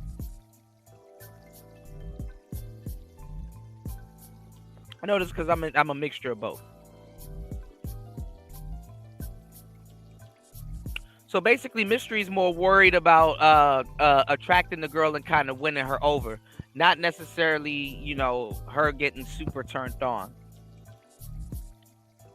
All the way to the bedroom as quickly as we can possibly go. If I slow down and anchor it, speed it up. You don't know how to anchor. By the way, that's he's talking about anchoring. That's a psychological term. What Dexter does. He learned from you, I'm sure. Anchoring. He does anchor. Pointing to me, pointing away. He does anchor. That's one of the things that Dexter is, Dexter's very versatile. Yeah, he does anger. Bring him on camera, can you? He's not here. He's at the rooftop patio party right now. Cool. That's where I'm off next. And the sun's coming out, so it's going to work out for us. More questions, please. Ross, did you answer the question, how effective is your system in the night game setting, like outside on the street? What do you mean by night? I've seduced women on airplanes at night. If you mean bars and clubs, ineffective, doesn't work, go to Eric. I disagree with you there, because your stuff does work, and it would work in a club if you can get them to the quiet area and get to a sit down. When you're in one-on-one with the girl, you can run patterns.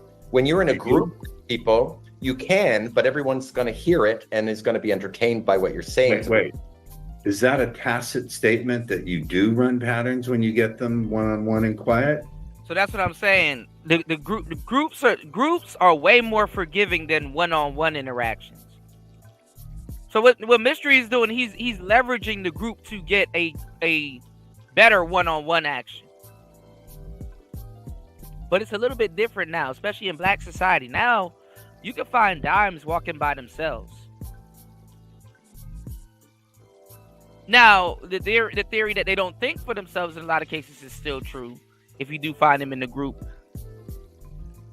But you can find women just baddies, like, damn. So you just out here walking by yourself? Yep. Ass out. Uh-huh. Titties out. Yep. Not afraid. Nope.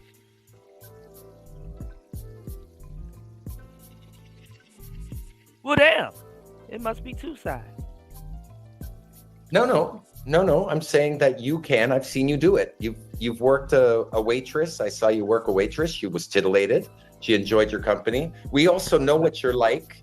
We don't have to watch you do a set to understand what you're like. Oh, staff are the easiest. When you go to certain places, always talk to staff.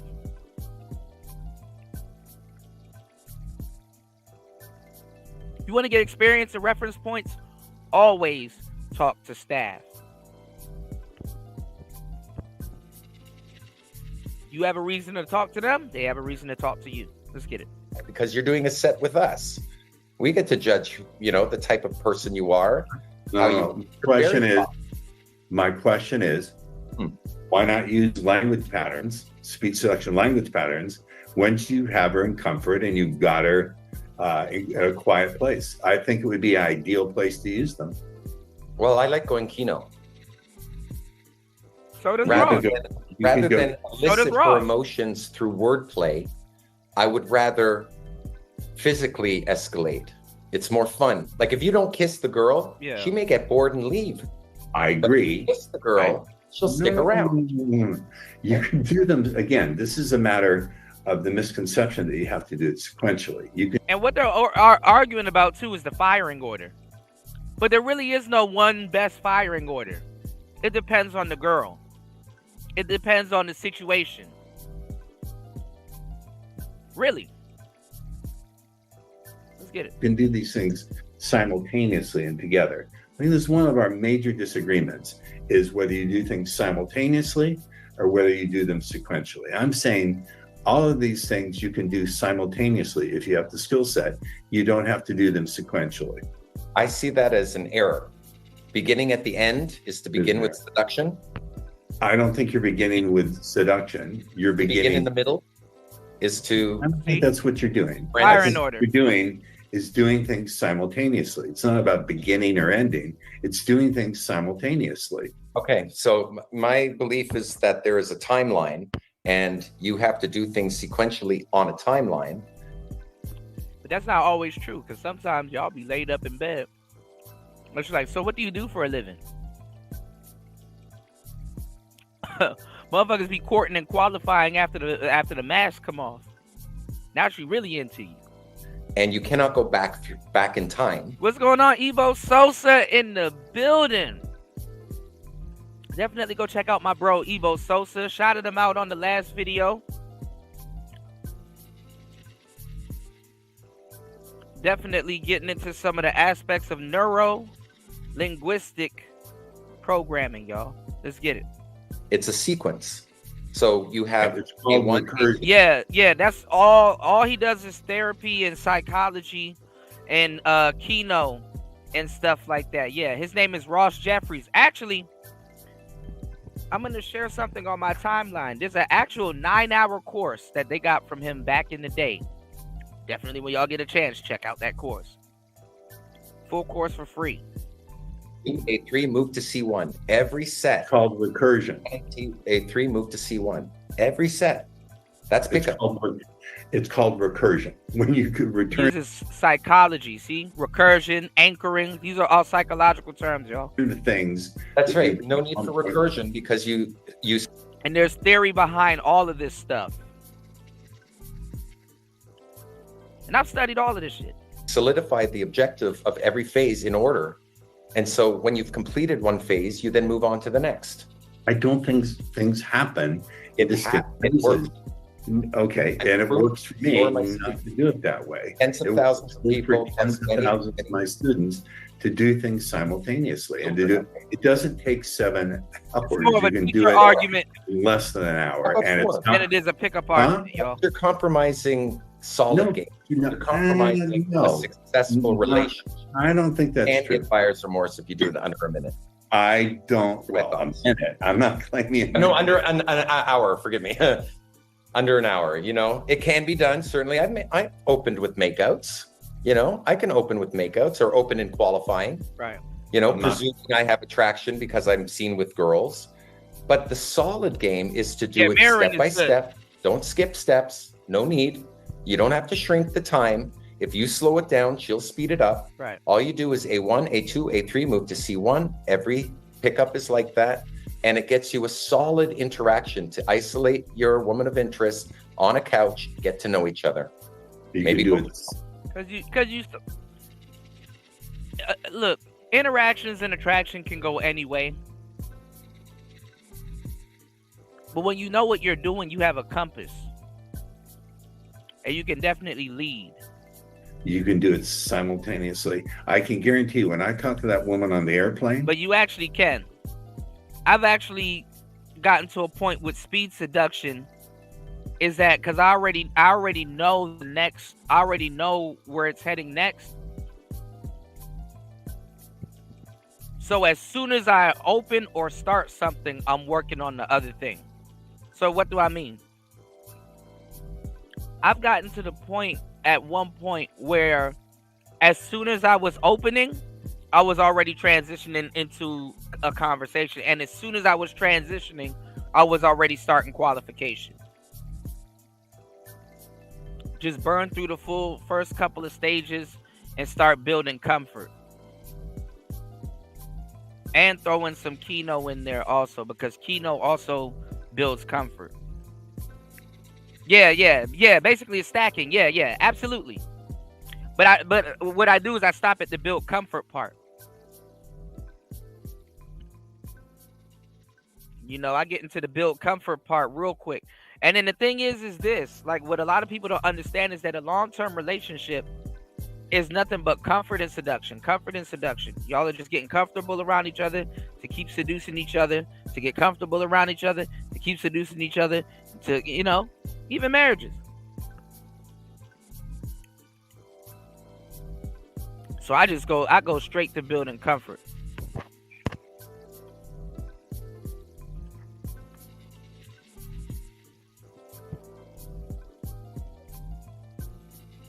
But you got to be careful too when you actually really get good at seducing people. Because you definitely can seduce a stranger and feel real comfortable.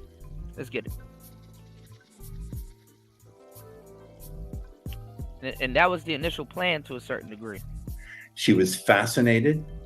And the fact that I was so intelligent also got her aroused.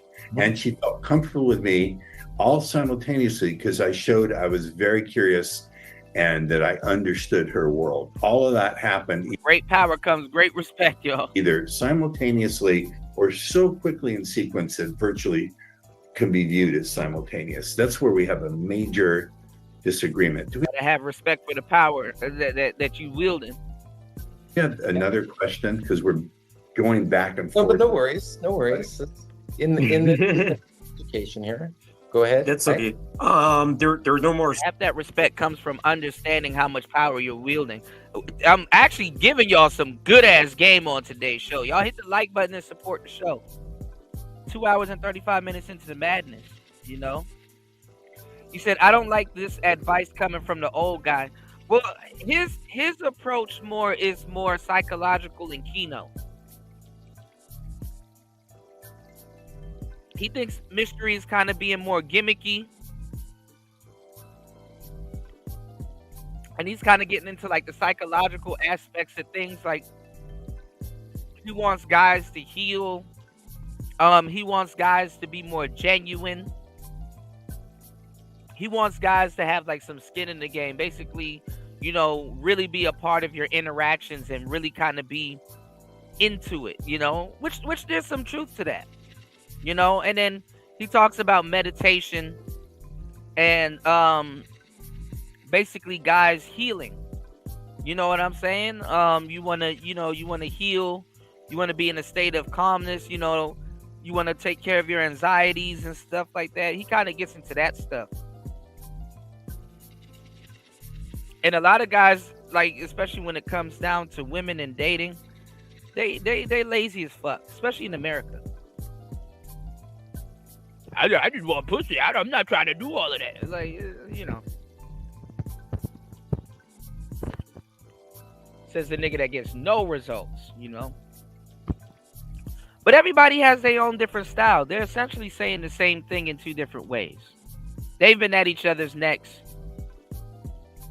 for decades, over a decade at this point. Super chat questions, but could you guys tell us how you met?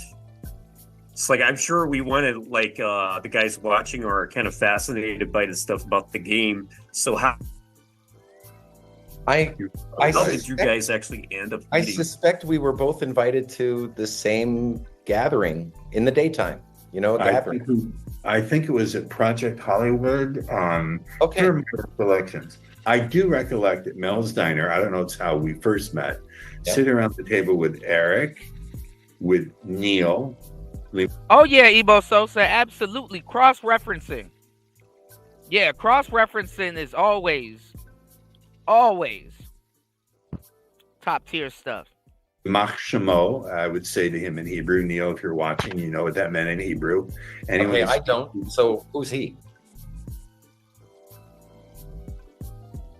Neil Strauss. No. Who's Neil, Eric, Tyler, or Owen, when Owen was a fresh-faced kid off the boat in Canada. And at the time, Owen just didn't make eye contact. He was very socially awkward. Yeah. Papa was... Voice. He Tyler Durden, Owen. He found his did. voice, didn't he? Yeah, he sure did. He sure did. Sure did. But power to him, man. That guy has got a work ethic second to none. Yeah. And I think Papa, his business partner at the time, came along. I don't quite remember. And that was it. And then I remember, as Eric recalled in his interview with you, we were both giving talks at Project Hollywood. Eric was in I don't remember you being in the whirlpool. Or I was in the whirlpool while you were there watching. I was so excited by that. I had a beautiful girl with me that I was madly in love with at the time. She was very attractive. HB the one. And so I was in the pool with her while you were in front of 100 guys, 80 guys. I don't know. And Owen was laying at my feet like, yeah, but you know, I think that's what you did. You inspired hope in people, all those people, because they all went out. Everyone after our seminars would go game Hollywood Boulevard. They'd go to the Standard Lounge. Some of the nice people in Hollywood. People on Hollywood Boulevard. Yeah, that's what I was saying. A lot of these guys are better off using this on themselves and their subconscious, you know? getting the same stuff thrown at them over and over and over again. Here they come marching down the street. Yeah. Trying all the tactics and techniques that they've learned in the day. There was a lot of energy to it. It was quite an extraordinary entourage, to go with 20, 30 people to the club and get in all at the same time and just, take over. Great fun. Any other thoughts to share? I used to do that every week. There's a place in London I used to go to like every single week, and between 5 and 25 of us would be there every single week. It was just hilarious. But anyway, one of the things a lot of guys are learning is that Ross loves one-on-one and Mystery loves mixed sets. Have you kind of finished covering that, or is there a bit more? We've covered it. Okay. Next idea. Have we covered everything? Let me just read for the list. Day game versus night game, single approach fury versus group. That's that. Group approach fury. Yep. Structure, qualifying, gambits, patterns, boyfriend destroyers. Having the boyfriend destroyers. I love boyfriend destroyers. Those are really good. Especially if you're talking to a girl that's dealing with a bunch of niggas or have a boyfriend. The boyfriend destroyers are crazy. I wonder if you're gonna get into that. That's one of my favorite topics, by the way. Anything else? The boyfriend destroyer is misunderstood. It's misunderstood. It's just one of an example of pattern interrupts. It's just a pattern interrupt. I can do pattern interrupts at any time.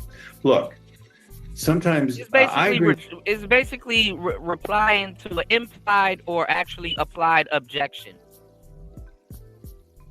All right, you meet a girl, she says, I got a boyfriend. You say, well, I think you need two.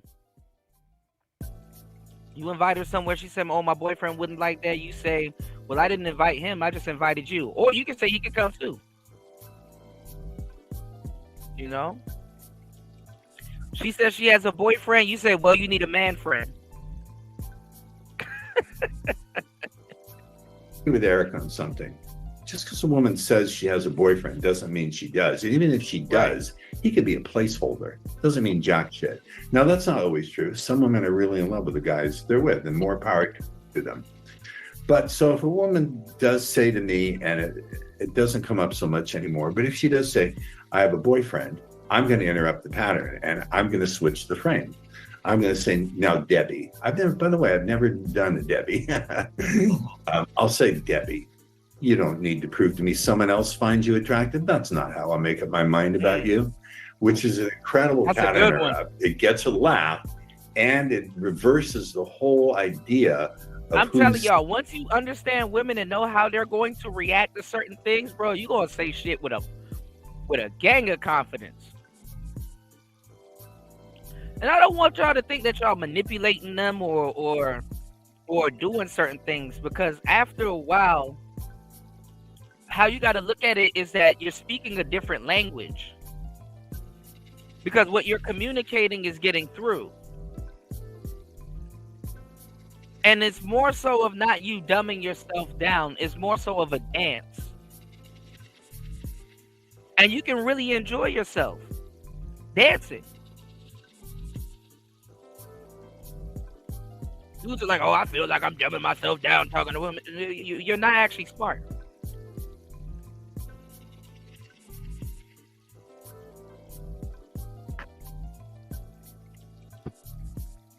As a matter of fact, y'all niggas are missing out not knowing how to speak to women.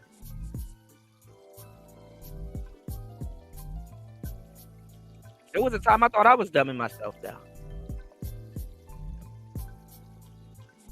Boy, was I wrong.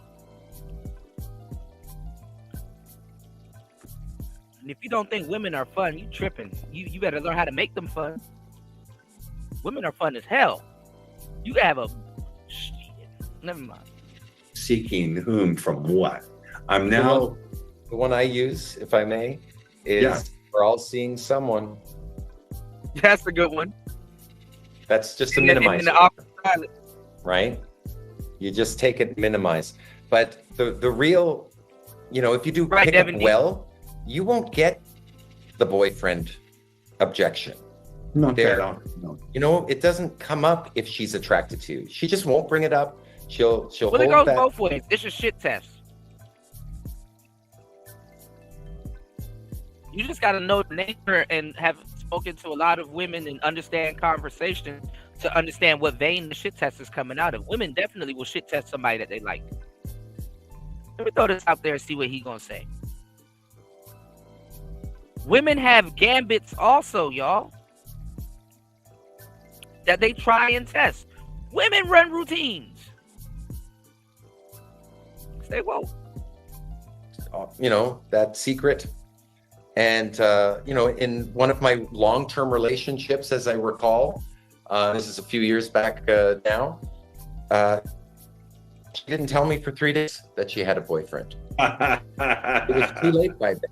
We started a relationship and she traveled to the next city. So, I'll tell you a good one. I'll tell you a good one. You know, you won't have the objection. Great. If you game properly, you know, if you occasionally do. I broken me in half. And when I did my shtick on Cheryl, she said, you know, sorry, I'm really into the guy I'm with. Otherwise I would snap you up. I said, you know, if at some point, maybe a couple of weeks from now, I don't know exactly when, you might stop and think to yourself, is he with me in the way I truly want him to be? And when that occurs, you'll look for my number right here. And listen, y'all don't even pick up on this. I know Ebo Sosa picked up on it. This some dirty macking right here. He's seeding her and then giving her instructions. He dirty macking like shit. Yeah, boyfriend destroyers, depending on how you use them, it can be straight up dirty macking, man. On this card. Now, she called me 2 months later and she said, you know what? I couldn't get that thought out of my mind. And I just came to the conclusion, he's not who I truly want to be with. The key to that little thing was I future paced her. I gave her suggestions and commands to imagine. He's the manipulative term. He seeded her. The time in the future. I didn't say exactly when, so her unconscious filled in the blank. And I used He did say when, but she ended up hitting him up a little bit later. Which in reality, hey, it worked. Female mechanism that's there. We call it incorporation in NLP, which means females are constantly questioning, is this guy truly the guy for me? Is he really the one? They talk to their friends about it. So I just hijacked that mechanism. It's another example. I keep telling y'all hit the like button and support the show, y'all. Even your wife and the women that you go around with are constantly in need of reassurance. They always want to know if they are holding on to a winning scratch card. Okay? They always want to know if they're holding on to a winning scratch card. Shit.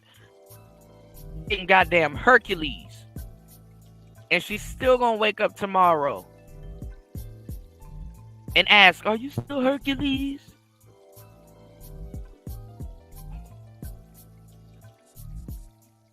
How does a Hercules hold up in today's society?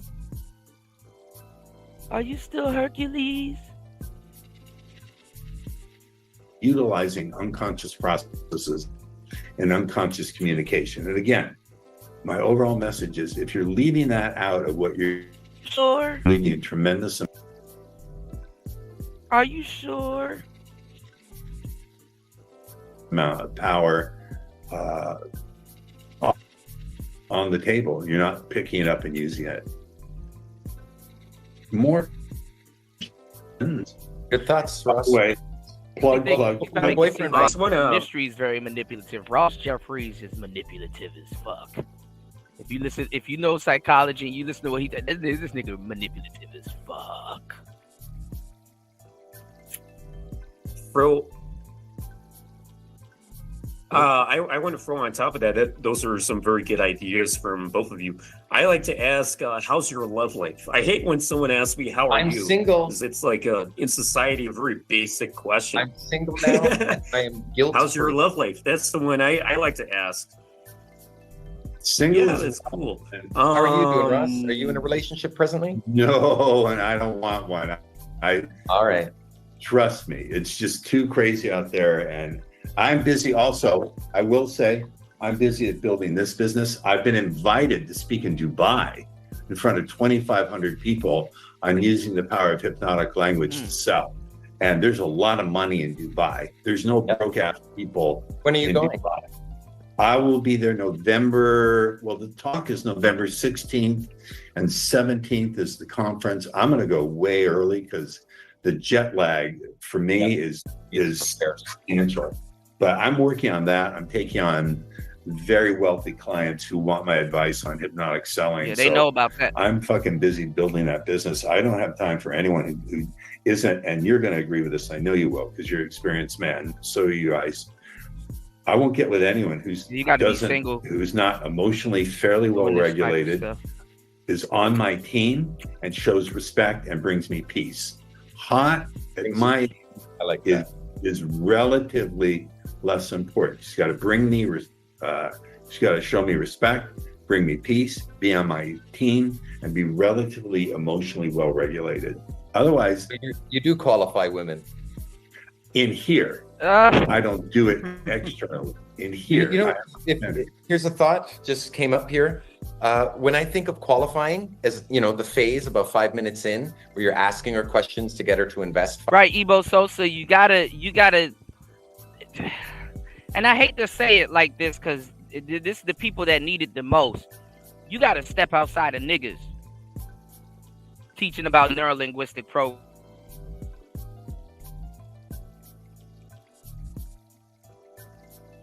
On Santa Claus not being real. You want to talk about some advanced shit, niggas still stuck on Santa Claus,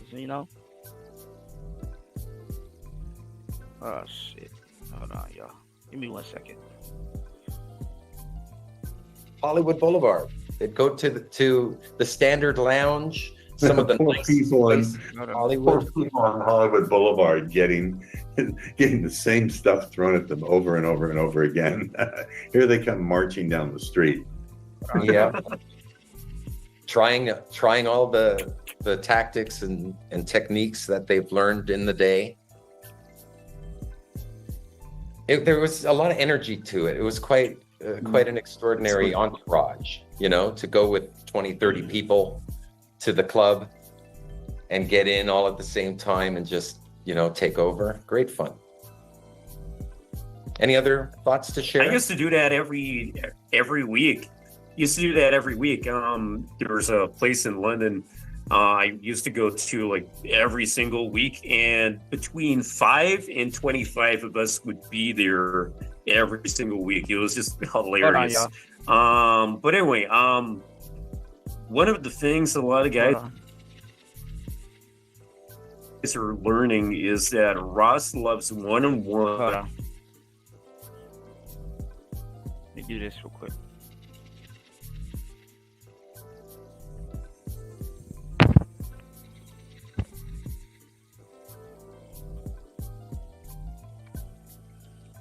All right. And Mystery loves mixed sets. Have you kind of finished covering that, or is there a bit more? We've covered it. Next idea. Have we covered everything? Let me just read for the list. Day game presently? No, and I don't want one. All right. Trust me. It's just misinterpret everything she says as, except for intermittent reward and punishment. I'm going to misinterpret what she says as positive and reward her for the good behavior of investing anything in me. I'm not actually judging her by if I ask the question, is there more to you than meets the eye? And she doesn't answer it right. I'm going to what? Not pursue her. I'd rather turn her into a friend, make her comfortable, establish trust, see her on another occasion, And on a day 2, I can actually qualify her. Right. Whoa. You said something interesting. I thought I heard the words intermittent reward and punishment come out of your mouth. Well, just intermittent reward, not punishment. Intermittent reward. Okay, so 75% of the time you reward somebody for interacting with you. If you say, name 3 things that would make me want to get to know you more, and she starts naming 3 things, reward her for it. Yeah. That's in my twin brother's pattern. I've been teaching that since 1990. No doubt. I've read your stuff. I do recall. Yeah. I just replaced your gambits with my gambits because my gambits create. Well, remember, I'm a magician, if I may. This one's a fun one. Check this one out. This one is a visual one. Yes, he keeps a ring on himself, and he's getting into a routine right now that he'll show a bunch of women. And man, I've seen this shit hook, line, and sinker. I'm gonna make this ring vanish from my right hand and appear in my left hand on the count of 3. I've done this before. 1, 2. I forgot how to do it. 3. Huh? How cool is that? Now for the hard part, to bring it back. 3, 2, 1, back. There it is. I know what you're thinking. 2 rings. No. Damn. It's a miracle. It's a miracle. Well, it is a miracle. That's just a joke. All it is discount magic. Neil Strauss's discount magic. Neil Strauss is a discount thinker. You don't like I'm telling you, it hit big. The things that are funny in grade 3 are funny again in field. We had a blast with the silliest jokes that broke the ice. So remember, it's not, for me, it's about the comedy of it. It's about keeping the levity, adding value, to the interaction. I agree. And not trying to do you're too fast in the wrong location. That's my thought. What was that? Yeah, I would say if you're not laughing, if they're not laughing, you've missed the whole point of the script, and you're not doing speed seduction. Right. I've said this over and over and over and over and over, as the bot will guide you for free for the first 7 days. Give it a shot. Plug. Hey, if we're plugging stuff, I've got a new course. 10 years of footage of boot camps collected, over 30 hours of footage now curated into 70 modules that you listen to 1 a day for 10 weeks. And it's available at attractionunleashed.com. It's all there now, including my new stuff. The 5 levels of game, the 5 keys to proficient pick. But that's the thing, though. Women are corny. That's why I tell you guys, if anything, be corny with women. Corny works. A corny guy will have a lot of fucking women. Because women are corny. Not a bad thing. Actually means something completely different once you get it. It's the same way like how men don't like how women are vague. Men don't use vague, and men they don't like vague terms. But being vague to women is another form of communication. For a later date, or for what's going on right there and then. So a lot of the things that guys don't like, women use it in a completely different way. That's why I'm telling y'all, don't think you're dumbing yourself down. Sometimes you could be, but you got to truly know if you are or if you're missing out. Because some women, they just yap, really don't have no direction, aimless and stuff like that. Some of them actually know how to dance. And honestly, when you start getting good with them, that's going to be a part of your criteria and stuff like that. If you know what I'm saying? If you know how to, verbally dance with women. What's going on, Raven? Raven says, salute, nigga. What's going on? Shout out to Raven Knight in the building. Let's get it. Pick up mystery. Happy Friday, y'all. Y'all hit the like button on the way in. 3 hours in, y'all. Support the show. Let's get it. 2.0. It's all in there. My equipment. I used to love that model of selling courses, but what I've found is guys don't want to wade through however good the material is. Guys don't have the time to wade through a whole course. They want to be able to type in, hey, I'm in this situation. How does this work? And then have the AI tell them exactly what it is. They want to be able to get the specific answers. Ice, you're smiling, maybe not because that's a plug, but you also have your own AI. So I found the business model, the course collection may have crazy good stuff, but the business model of selling courses, unless you have an That's funny as hell, Raven, and it'll actually work. Said right. element of life support, you have to keep the price point too low for me to, Well, to make. it's an offer. It's a training offer, providing the value that I have videoed. You know, the content is now available for others. It's less about the money and more about the offer. You know, I want to put it. I have the footage. Where do I put it? I want people to see it. You know, Good. So it's now up. It's now up. Maybe it's not the ideal business model, but then again, is pickup an ideal business model? If I was doing it for the money, I'd do something else.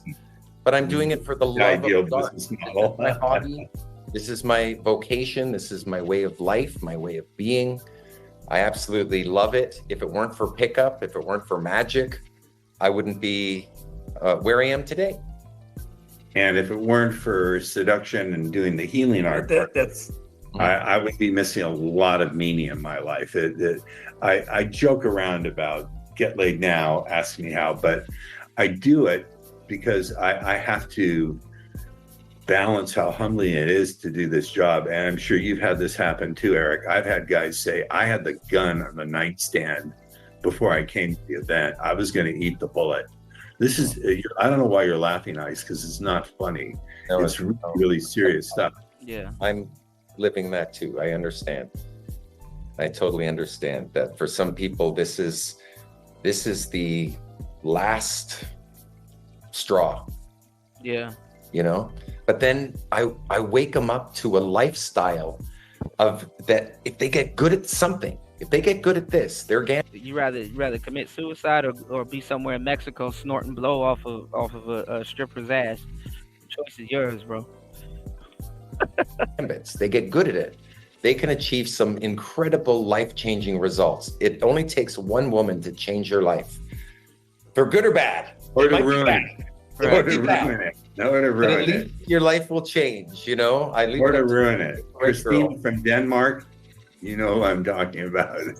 I like the Scandinavians. Scandinavia's been extremely good to me. Yep, I do too. In fact, in 2 weeks' time, I'm going to Helsinki with Baxter. We're running our Helsinki boot camp in 2 weeks' time. So anyone who would like to come to Helsinki, where the women are absolutely beautiful, train by day, game by night with us, you will learn what good pickup looks like. It does not look like pickup. It looks conversational because It is. And you get to see what it looks like so you can replicate it. What one man can do, another can do. Right. I believe in that. I believe in it as well, provided they have a good structure for learning and they've done their healing work. Put in the work. A lot of guys just need that healing. I'm more of an outer game guy than an inner game guy. This is what I tell people is that whatever mental baggage you have is going to hinder your game even more than the logistics of dealing with what you're actually doing. Yeah. So let go of your outcome. Let go of your baggage. No one gives a shit at the party of what mood you're in. If you're tired, oh, I'm sleepy, I'm tired. Right. No one cares. No one cares. If your mother has died, no one cares. You have to bring your smile, your that kind of compartmentalization. That kind of compartmentalization is very emotionally destructive and devastating. I can tell you from doing 30 years of this work, suppressing that and because you want to do well in another context. Yeah, he's all about healing while you're doing it. Dudes ain't trying to hear that. Especially niggas. You tell a nigga to go meditate, he not gonna listen to you. Why I gotta meditate to get bitches? These niggas are like chimpanzees. They're like stupid gibbons. I want to see you do it first. Why? So you can copy me? You know how monkey sees monkey do? No, they just want to see you do it. And I'm about to come up with a new term. That's how influential I am. I'm about to come up with a new term. And it's no homo. No homo. Super no homo with this new term. But I'm going to go to the extreme with this new term. Because after a while, you're gonna realize you around some watch the dick going in ass niggas. Kuda, let me see you talk to this. Oh, really? Yeah, let me see you do that. Oh, I'm infatuated. You're in a club. Like, I've never seen a nigga in a club before. Let me watch the dick going in. Like, whoa. Like, damn, you want me to send you the porno too? Niggas are weird. And it don't help them.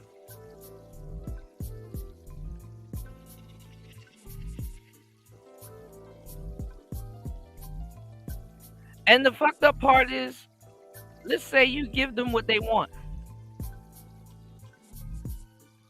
You're going to keep doing it long enough for them to turn on you. They would rather turn on you and start hating on you before they'll actually go out and go do it. Real talk. Is devastating. Yeah, you can't bring it to the club because you'll lose the set. That's my point. Some things are more important than going to the club. Sometimes inner healing is far more important than getting laid. Good point. Good point. Yeah, that's true. Touche. No, that's a good point. Fair enough. I have Okay. about 2 minutes. I hate to do I was, both of you gentlemen, but I'm going to have to wrap it up. It is now past 5:30, so we've been back for a couple hours now. And my trainer is coming to kick my ass. Look at these guns. No, mine's little. Jesus Christ, how could that be possible? I have a rock star's body. It never slowed me down. That's my refrain. I have an old foolish body. Again, it's hard I understand it could be very hard to believe what I'm saying and that it could possibly work. I get it. And I'm going to plug it one more time. Try it for free. If I didn't think your best, people say, where's your evidence? I like to say your own results are your best evidence. So go try it, get results and see for yourself. Eric, it's been an honor. It's been a pleasure, as always. And I do hope at some point we do get to work together. What that'll look like, I don't know, but it would be epic. I think everyone. We both know Baxter, so let him be the mediator. Give him a big pee-pee to pee-pee hug. I love that guy. I'll talk with him. Just talk with him. Thanks. Alrighty, I'll just quickly wrap it up. I got a few quick things to run through. So what is it? Oh yeah, I was laughing because I was going to say Ross's and this is a debate between an American Jew and a humble Canadian being moderated by a Canadian Jew. So that's what I was laughing for like 5 minutes. I'm Israel Chai, baby. I'm Israel But anyway, there's one, no more super chats, guys. There's one last question that came in last minute though. Question for both Ross and Mystery. Just quick answer to this so we can wrap it up. What did you think of the book The Game when you first read it? In the book The Game, did Neil present a fair and accurate portrayal of who you were back then? No. What do you think, Russ? A lot of people. I'm a public figure. I put my head out in the chopping block. If he wants to chop off my head fairly or unfairly, that's his right, and I call for it. But he made fun of my students. He called my students greasy-haired fools, which number one isn't true, and number two, he had no right even to address them. That's a cheap shot to people who didn't invite it, and that's number one. Number two, he betrayed everyone by pretending to be everyone's friend, when in reality, he knew he was writing the book the whole time. So that's my comment. I gotta go too, because I'm fucking hungry as shit, and I've gone without peeing for 2 hours, which when you have a prostate the size of a watermelon, it's not easy. Well, I have thoughts to share on the whole Neil Strauss thing, but we'll table it for another occasion then, because we got to. Okay. Alrighty. Shout out to Mystery. You don't tend to do Shout out to Mystery. You don't tend to do debates or things like this, so huge respect to you for stepping into this and for suggesting it in the first place. Ross has been debating since the late 1980s, so this is like, huh? It was our idea together on our podcast. It was like, all right. Well, we're gonna wrap it up right there. Shout outs to the white players, man. They like and support their gurus. They like and support the people that like and support them by giving them this information and really putting in the work and putting in the time, you know. As for us, we're 3 hours into it. This was part 2 of the great PUA debate, PUA versus method. And I'm gonna tell y'all the truth, man. You know, it all depends on what you know, who's gonna be your guru, you know. But pick one. Don't pick two, because that will confuse you. Go out there and learn at least one discipline. Stop trying to put all of these different pieces of information together and try to use crumbs to make a slice and try to use that slice to make a cake. Those crumbs will never give you a slice unless you go outside. And that slice will never look like a good cake because they're crumbs of many different cake and stuff like that. And it's like you're gonna get paralysis by analysis. You understand what I'm saying? You're gonna get paralysis by analysis, and you're not gonna do nothing anyway. And then you'll be stuck in the manosphere listening to niggas talking about tricking, and they can't even give you the game on tricking. If you're going to tell somebody to trick, you are well within your rights to ask them, okay, give me the game to tricking. Show me how you do it. A lot of these niggas are not happy to be doing it. A lot of these niggas, they're not happy to be tricking. No matter how much jokes you hear or what you read in Discord or what some goofball say on Facebook or YouTube or Discord or Reddit or whatever. And I'm gonna go ahead and tell you how I can bust them out. Next time you hear somebody talking that trick and shit and trying to tell you to go do it, tell them, yeah, you know, when you want to date with a girl, if you go out on dates with a girl,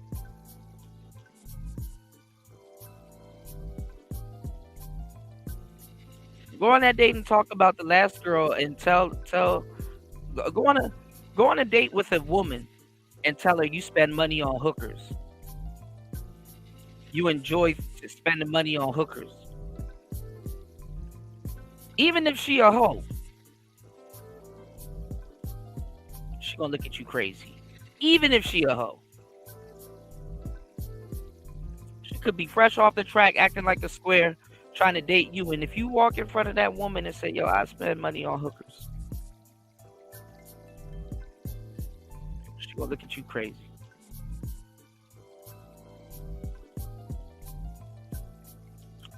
So if you know it's not desirable,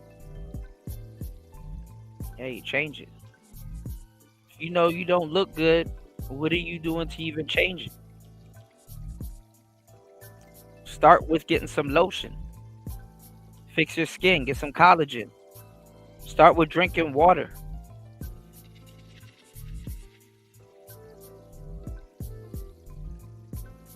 But you're looking for somebody to tell you the trick. It's Player Talk Radio. I'm not going to put you in the street for the dirty meat. We out. Y'all hit the like button. Support the show on air, off air. Did I do a good job? Let me know. Hit the like and support the show. Peace.